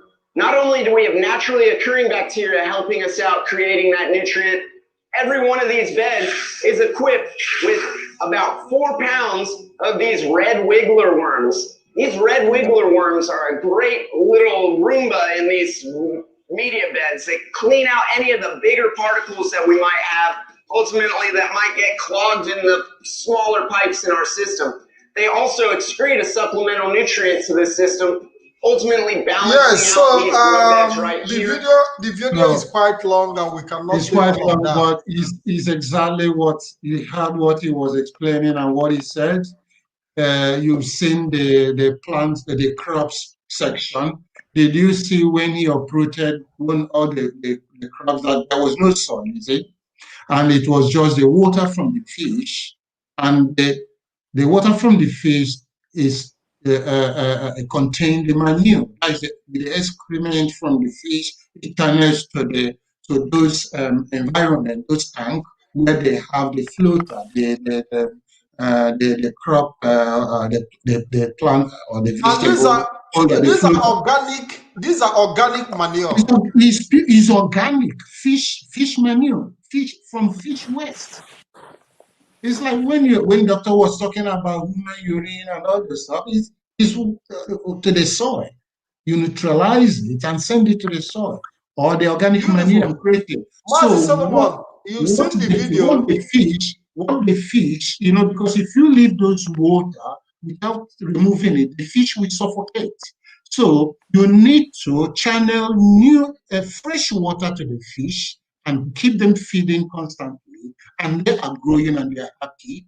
And then the dirty water that contains ammonia and all this has no the chemical description of it anyway, which is not what I'm going to go through. Then the water is channeled through the tube, going into the plant, and it's what the plants feed. The plant feeds on them and then filter the whole water again, and it goes back to the fish through the fish tank, the water tank, and goes to the fish. So the other one is like aquaculture, growing of fish, breeding fish, integrated with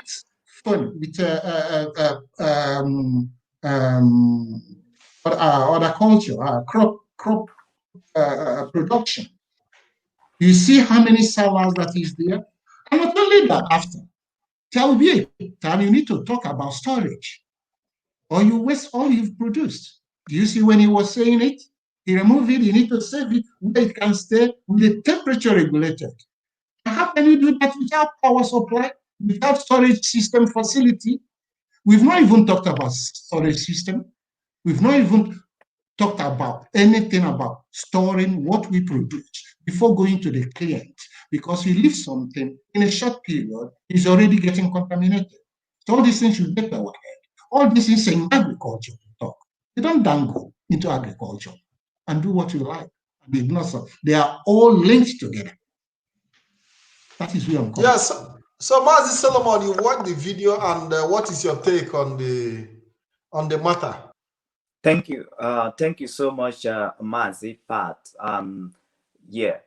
I still maintain that it is an educative section for our people, but we are actually looking at what is obtainable by our people now in the stage where we are. What can we as individuals, how can we as individuals set up this type of system to be running for us? So because dependent on the present government in that geographic zone right now is a total failure. That means we are not ready to move forward. So what we are looking at now, individually, we are here advertising that 3-4 of us can come together and own a farm. 3-4 of us or 10 of us can come together and own an equipment. 3-4 of us can come together and own a facilities. Now, if you looked at the basic from where our forefathers drove our economy from, when education become very expensive and it is required for the economic advancement of a community will come together. They will send forth one person and sponsor that very person to get established, so that that person also could come back and support others to get established. After the war, then we see all our land devastated, and we are pushed into the survival of the fittest. We adopted the system of Odibo. Now you will take one person and train the person for 6-7 years. You will settle that person, for that person to come back and take another person and settle that person. And that is what gets us to where we are right now, dominating the markets in Nigeria.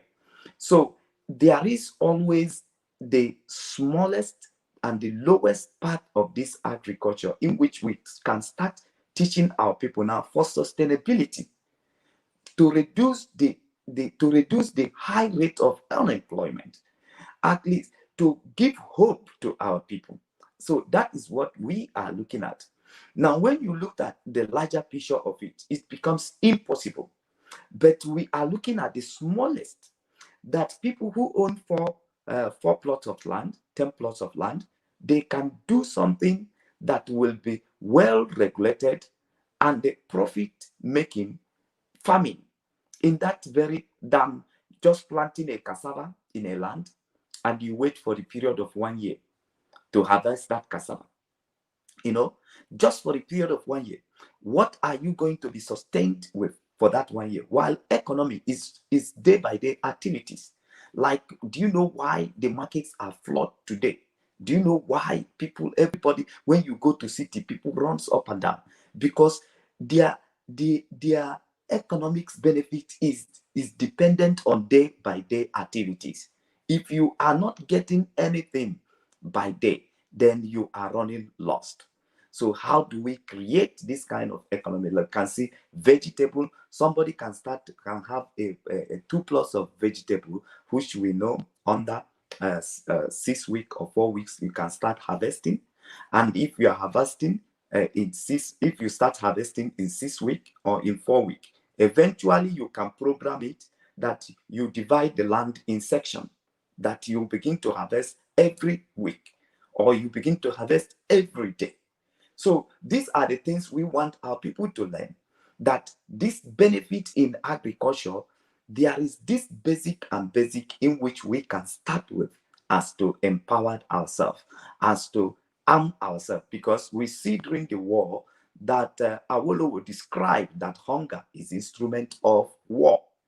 Is instrument of war. How do we then arm ourselves against the weapon of hunger? How do we arm ourselves? That is what we should be looking at, because the very war that is coming to the entire nation now is hunger. We have seen how hunger dealt with people during the lockdown. And this time around, how do we arm ourselves against hunger? That's what we are looking for. And I still base my question to Engineer Innocent. How do somebody start fish ponding in a very small scale? Like can you start by somebody who has a plot of land? How can you organize yourself and start the business of fish ponding and the vegetable in a plot of land, in 2 plot of land, in 3 plot of land? And when you have no access to water, can this be operated with borehole? Can we look up to what amount can it cost our people to start up this project just in a little way, as to arm themselves against hunger? That when there is lockdown, you can look at your backyard, or you can look at your one plot that is behind you, and you can go in there and there will be enough food for you to sustain yourself against hunger. So this is my question directed to Engineer Innocent. Thank you so much. I've already answered most of the question. I told you that if somebody that has a plot, even in your backyard, you can even do fish breeding, and you can even do the aquaponic, depending on the scale you want, how you want it. And if you want to use a machine as well, there are machines I can recommend when next if people comes. I have already seen it. You can grow it in a small scale, of maybe 500 fish, small fish that grows. I've forgotten what it's called. Mine just now. Anyway, you can use it and grow and feed a family of 10, a family of 20, steady. And that machine, some of them cost 6,000, some of them cost 4,000, depends on how the size is. How the size is. If you can't afford the machine, we normally catch fish just to show you how you can understand it. Catch a fish, if you don't have money at all, just get a container. Buy 2 or 3 tilapia, small tilapia that you can grow. Put it in that hole of maybe cement hole. You put it there. You leave the fish. Go and look for fish feeding. All you need to do, you need to filter the water, monitor it. You understand where I'm coming from? You filter the water steady. Make sure they don't suffocate in a dirty water. Use that water. Go to your small land where you plant vegetable. Throw the water there. Is your organic manure. That makes sense? If you want to start with nothing, at least you can get a fresh fish and put it in a bucket. That fish is guaranteed to stay at least for 1 day. But if you feed that fish, it can stay for 2 days. Check the size will increase. It's common sense. It's logical. So it depends if you have money to start and afford a business, I can follow you up. I can recommend a machine for you. But the machine have to run with current, with electricity, because there's motor. There is motor that will regulate water pumping, water recycling, water generating from one tank to another, moving it. There's plumbing knowledge, plumbing work integrated in it. So you need experts, knows all that, all those things, you know. You can breed fish locally and use the water instead of throwing it away, put it to plant, and your plant can feed on it. You can have the fish grown in 5 months, 3 months, 6 months if you regulate it well. What the fish need is fresh water. Feed it, recycle its water. You can recycle it manually. Do I make sense? So if you want to start with something, just use it. Are you willing to work? Work. There's work. But I've already said when I started that in agriculture, need patience, need monitoring, and need calculation. You need to calculate your production. You need to be observant. You know, to observe when your fish or when your crops, they are under some external condition or malbehavior, that there's something wrong.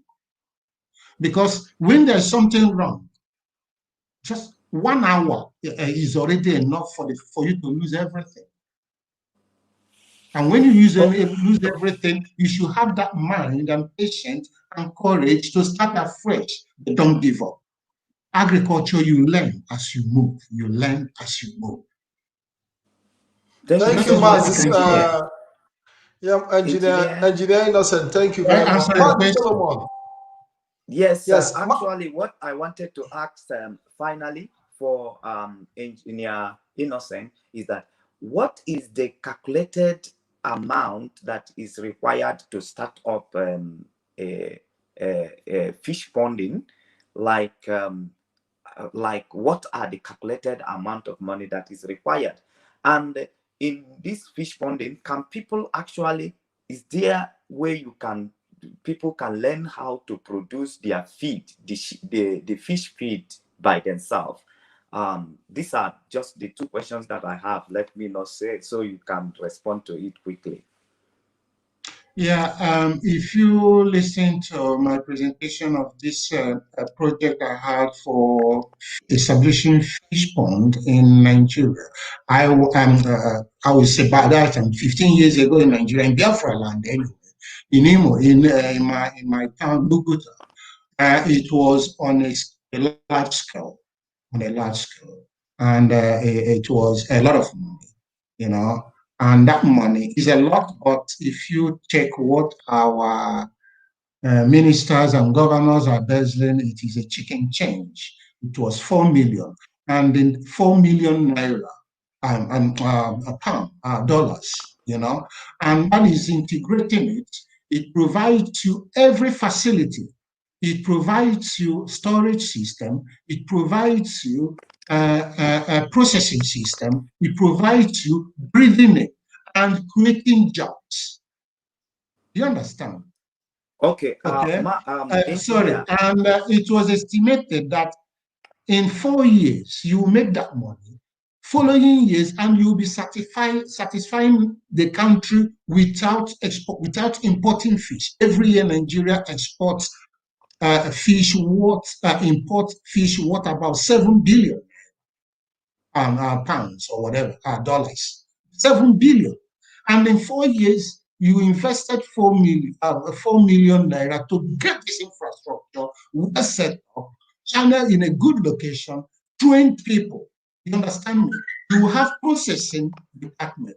You will be exporting fish. You will supply Nigeria with that time anyway. After now, will not have any problem in fish supply because the facility is there. So that will give you the extent to what it is. So even if you don't have money and you want to establish it in a small scale, like 10,000 or 15,000, whatever you spend, there's no way you will, in short period, you realize it.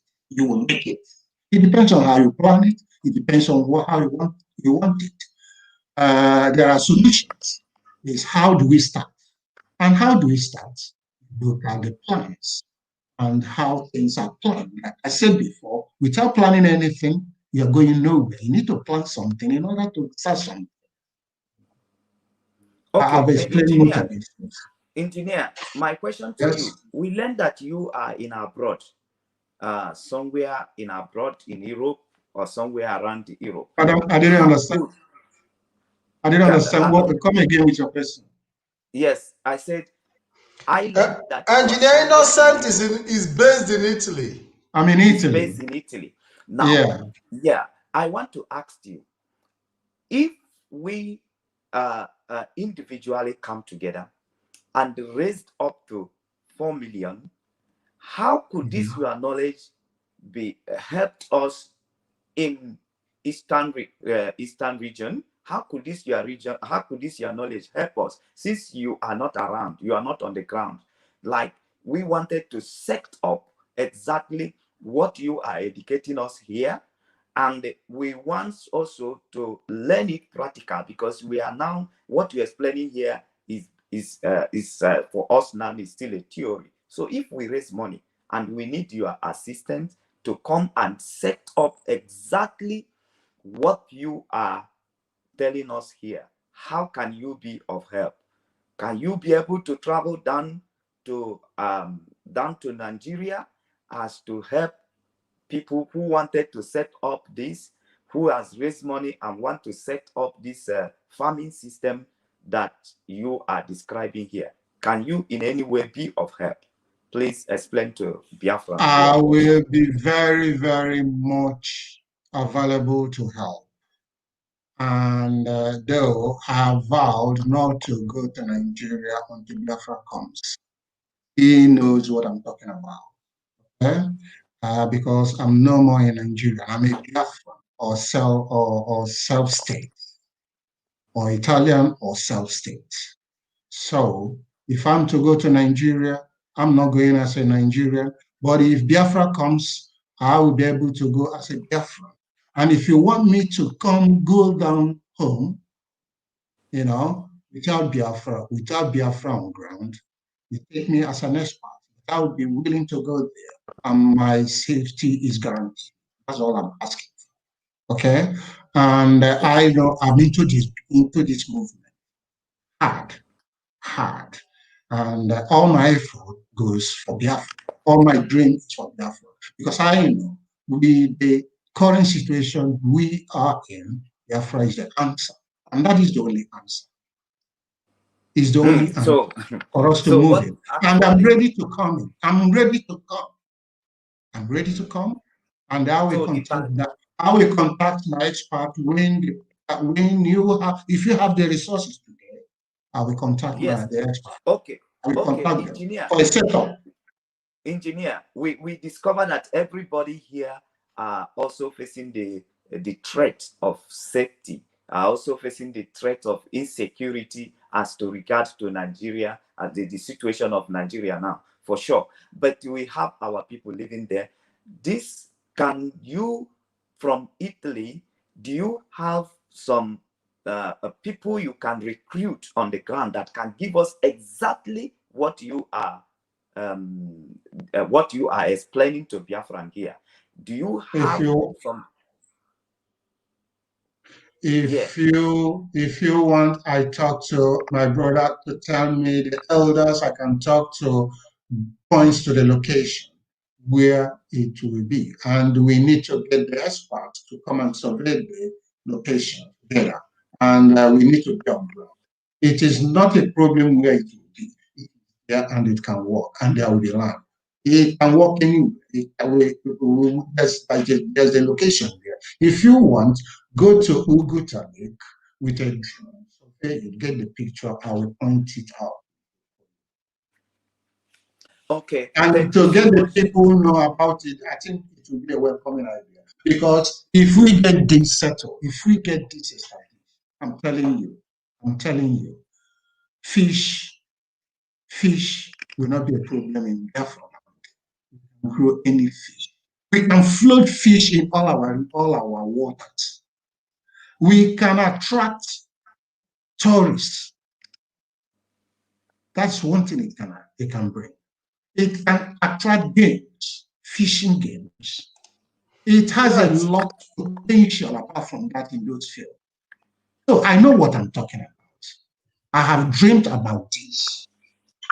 If you people are ready, I'm ready.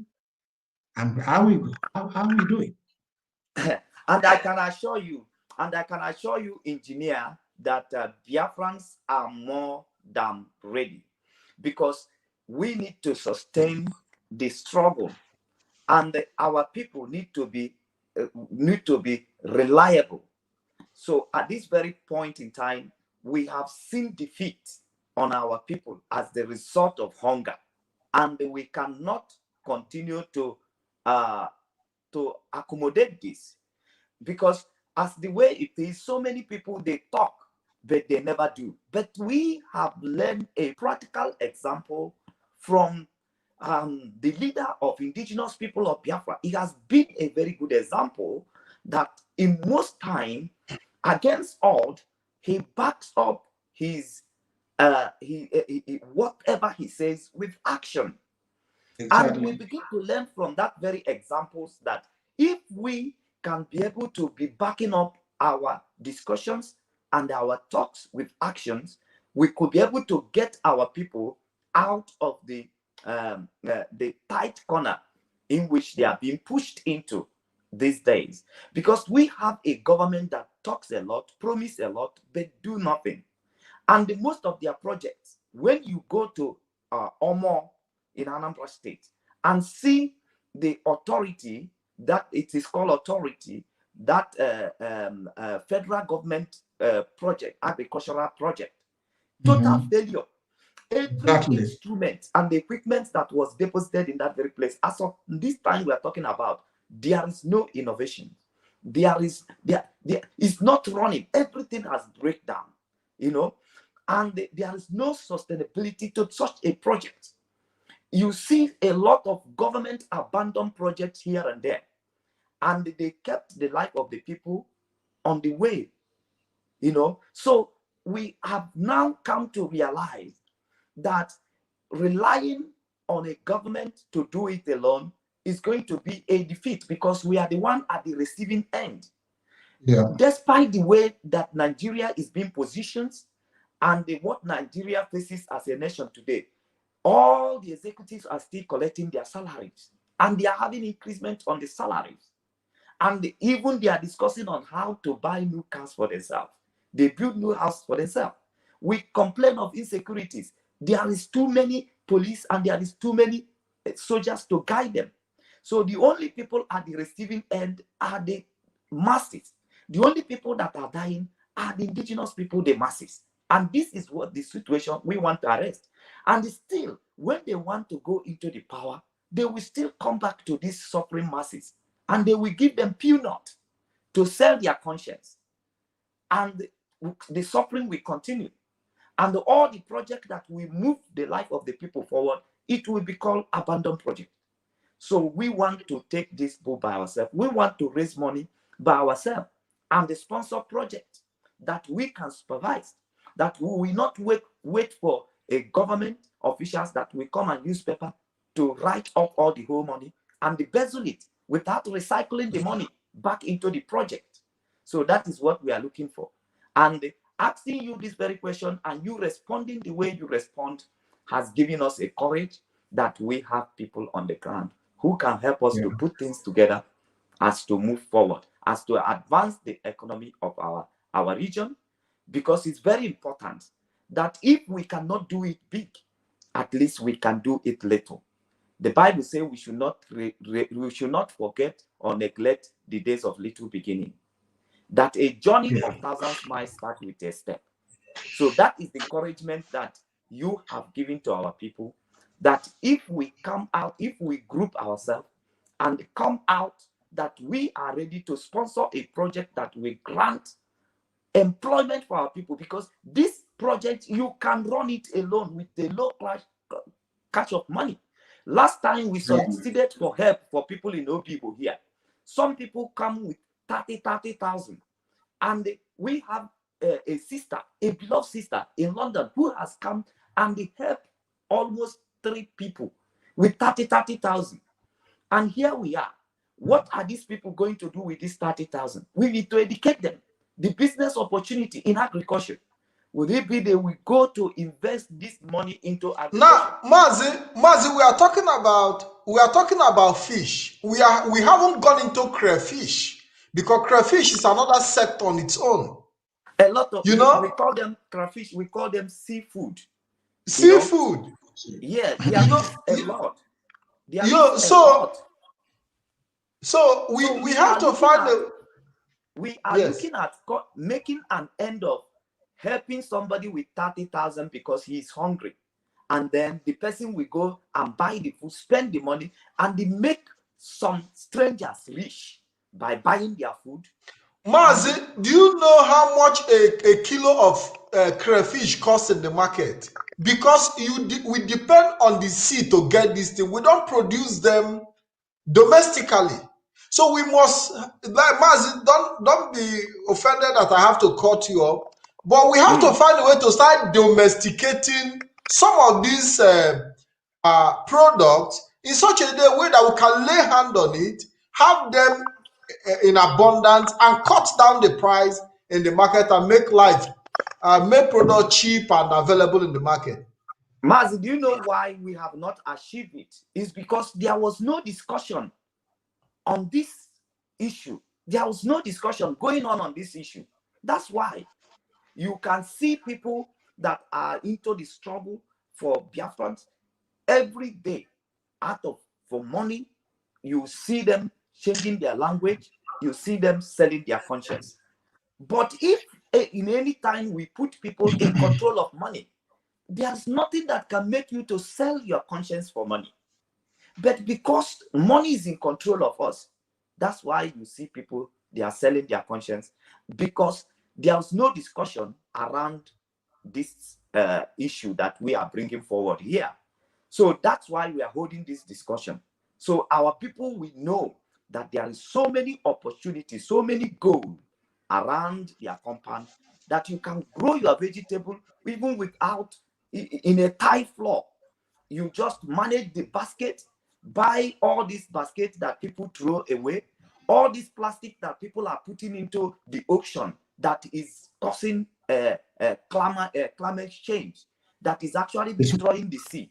Those plastic, you can gather them and you make your farm, even in your compound. You know, these are very important, that these educations pass through to our people. We are ready to raise money to embark on this project. And we have somebody like Engineer Innocent. And we have somebody like Professor Chinedu Abadike. And we have people like Engineer Fred that will help us in how we can organize power to sustain our agriculture. Very, very important. And our people who has watched us in this very platform, continue to join us in this very platform. Continue to join us, because this is the time for us to assemble ourselves and do what is beneficial to our people. We need to arm ourselves against hunger, or else without shooting of gun, we will all die for hunger. If we don't do so, we will have our people perish. The war in 1967 to 1970 is a clear picture that people who die for hunger are even more than people who died under the gunpowder. Under the barrel of the gun. Under the barrel of gun.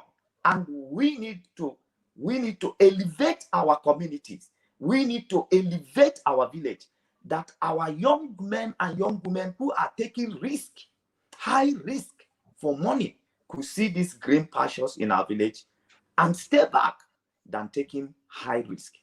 Engineer Innocent, I was very, very grateful to you coming into this very platform to lecture our people. Yeah, on next edition, we'll be talking about food processing, so that we have Innocent is also into food processing, production of pasta, like spaghetti, different kind of. So we are not going to talk about that. We are not going to talk about today because we have a limited time. We hope to see Engineer Fred Richard coming back, hopefully by next week, to talk about power generation, where we'll be pairing him together again with Engineer Innocent Nnani. So we'll be able to integrate these discussions together and educate and inform our people on things that need to be done. Mazi Solomon, I think it's high time we in the diaspora start reconsidering our position. Very, very important, because so many people in diasporas are doing nothing.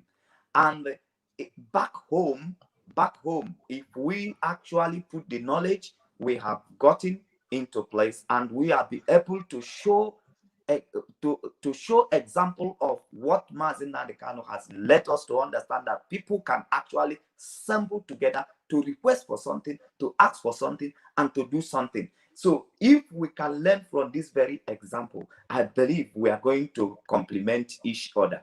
And all this envy and jealous, we are going to bring it to zero level, because it's growing very high in our community, and it is a high risk in a community where you find jealousy and envy growing for lack of food. As a result of poverty.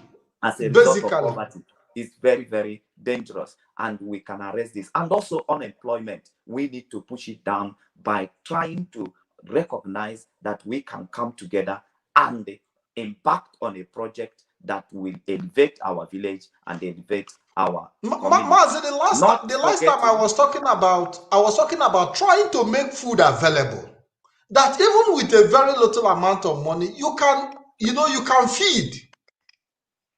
Cutting down the cost of living, because when you make food available, the cost of living, reduces.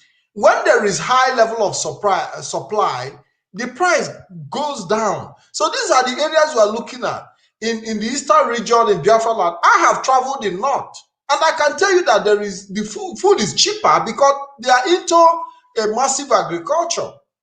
And Mazi Solomon can attest to that. Yes, that you are saying just exactly. And somebody is quoting here also that when you get to Lagos, to buy a banana is cheaper than Umuahia. And we have a land that can produce this, that when you think of where food is cheapest, you have to think about Biafra land, Eastern region. We can make it as a people. So please, if you are interested in this very project, the number is there in the screen.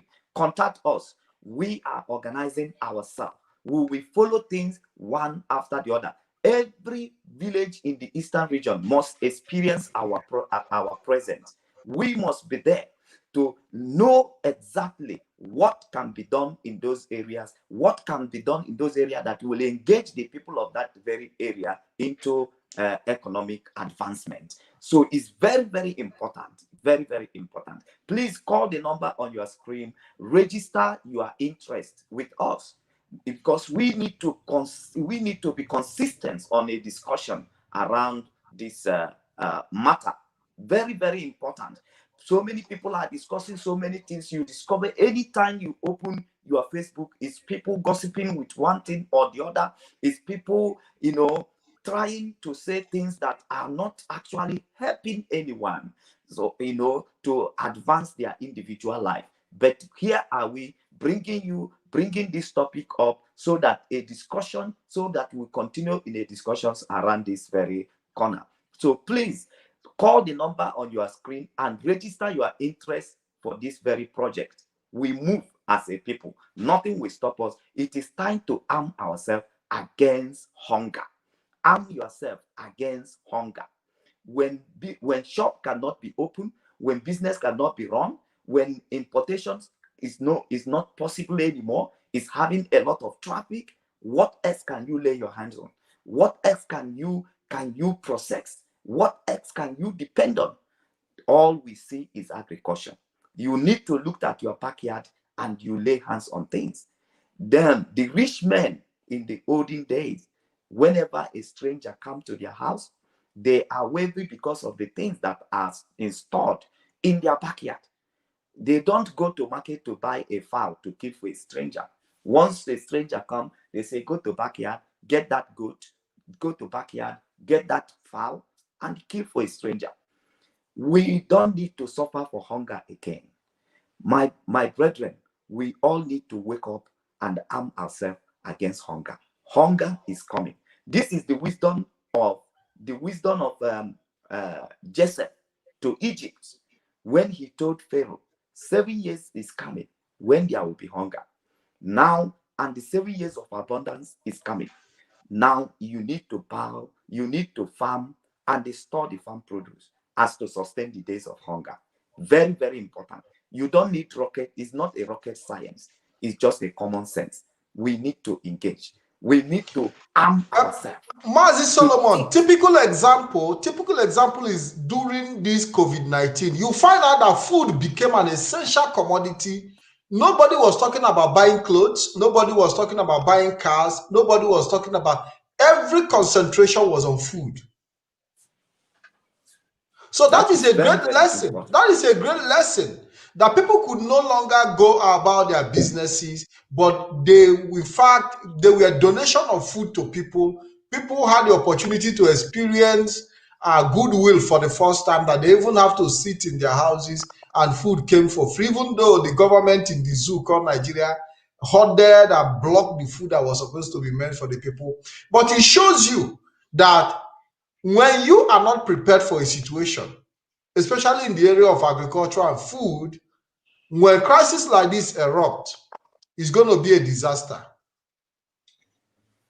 Thank you so much, Mazi Patrick. I think the programs, we have taken time in this very program, and we wish that people can watch it, because if it becomes longer than this, then it will be difficult for people to watch it. So we are going to be drawing the curtain at this very point. Our gratitude goes to Engineer Innocent, that was here with us, and also promising that he will be available to offer advice and assistance as for us to get established over what he has taught us here.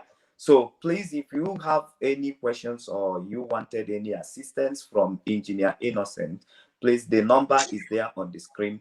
Call the number and we will arrange how you can meet with the Engineer Innocent. It's very, very important, please. We can't give you his direct number because we will not like people to do things out of his inconvenience. So please follow the regulations so that it will help us to regulate things. So very, very important on this note. Thank you very much, Mazi Solomon. Thank you so much, Mazi Patrick, for bringing me in. Thank you very much for coming to the program. And also to Engineer Innocent, I thank you so much. This is my first time meeting with you, so I'm very, very grateful to for the person of your kind.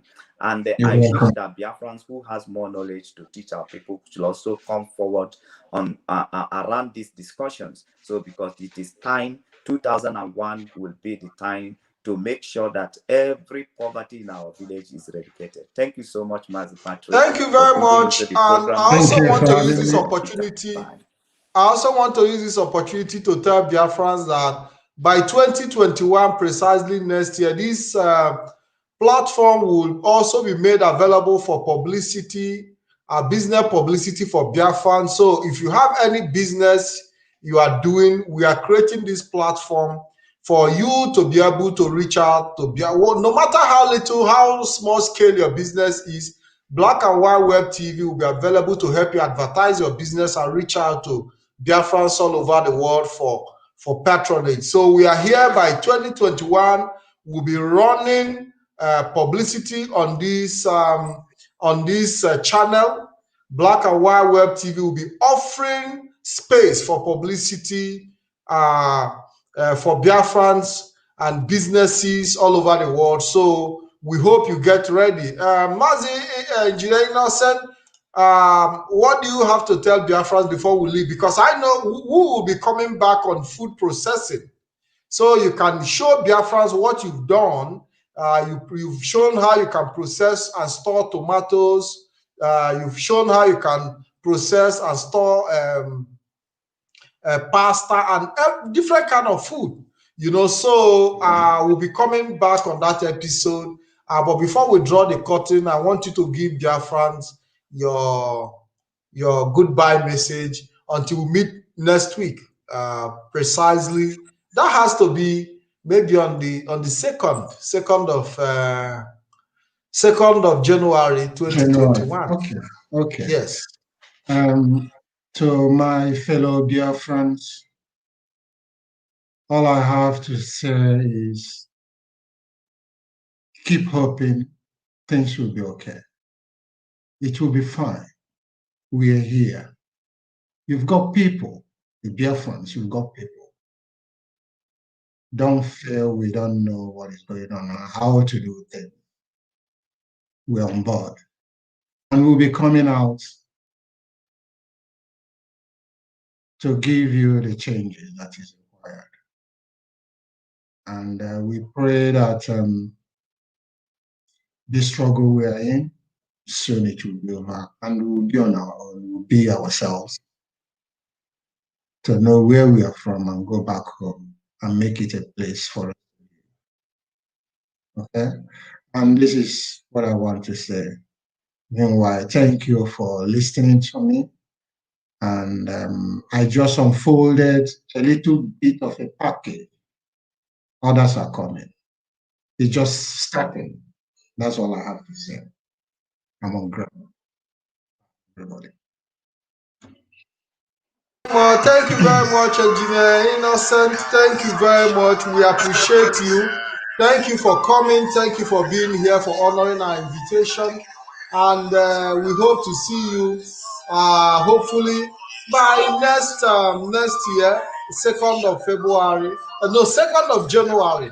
Next Saturday, Okay. we hope to host you where you will give us more exposition of food processing, because Biafrans also need to know how to process their food and make things work for them so that we'll be able to be self-reliant and sustainable. Thank you very much, Engineer Innocent. And for many other Biafrans around the world, we are happy to bring you this wonderful edition of aquaculture, food production. We are working in a direction that will help Biafrans to be self-reliant. And I can tell you that everybody must key into this great opportunity so that we'll be able to bring that wealth back home to our people. I want to say thank you very much. Have a nice evening. And I want to say Happy New Year in advance. I will be seeing you guys on Biafra television. Possibly from tomorrow, we'll be coming on Biafra television to continue with our agitation while we talk about our economic cycle here on Biafra, on Black and White Web TV. We do our agitation, pure agitation on Biafra television. So it's a division of labor. The Black and White Web TV brings you the economic angle of the struggle and how we can perfect our economic well-being while we do the proper agitation demanding for our political freedom from the zoo called Nigeria on Biafra television. So I want to say thank you very much. Like I said, if you have any business in Biafra land anywhere around the world and you want people to know about your business, this platform is open for you. Get in touch with us on the number on the screen, any of the numbers that are available. Get in touch. By 2021, we'll be advertising businesses for Biafrans on this platform. We'll be using this platform to create contact for people so that there will be a shift in commerce so that people who doesn't know your business can know your business, know your location, know how to get in touch with you. We are here to do it and make it happen. Thank you very much. My name is Mazi IKEM Patrick Dyke, and until I come your way again on Black and White Web TV, have a wonderful evening and God bless you all.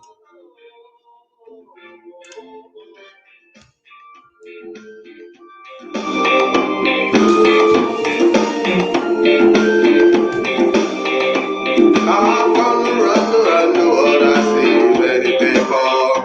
I'm gonna run the world, I see you got money in Africa. You gotta go. got everything in Africa. Got them all on the sunshine.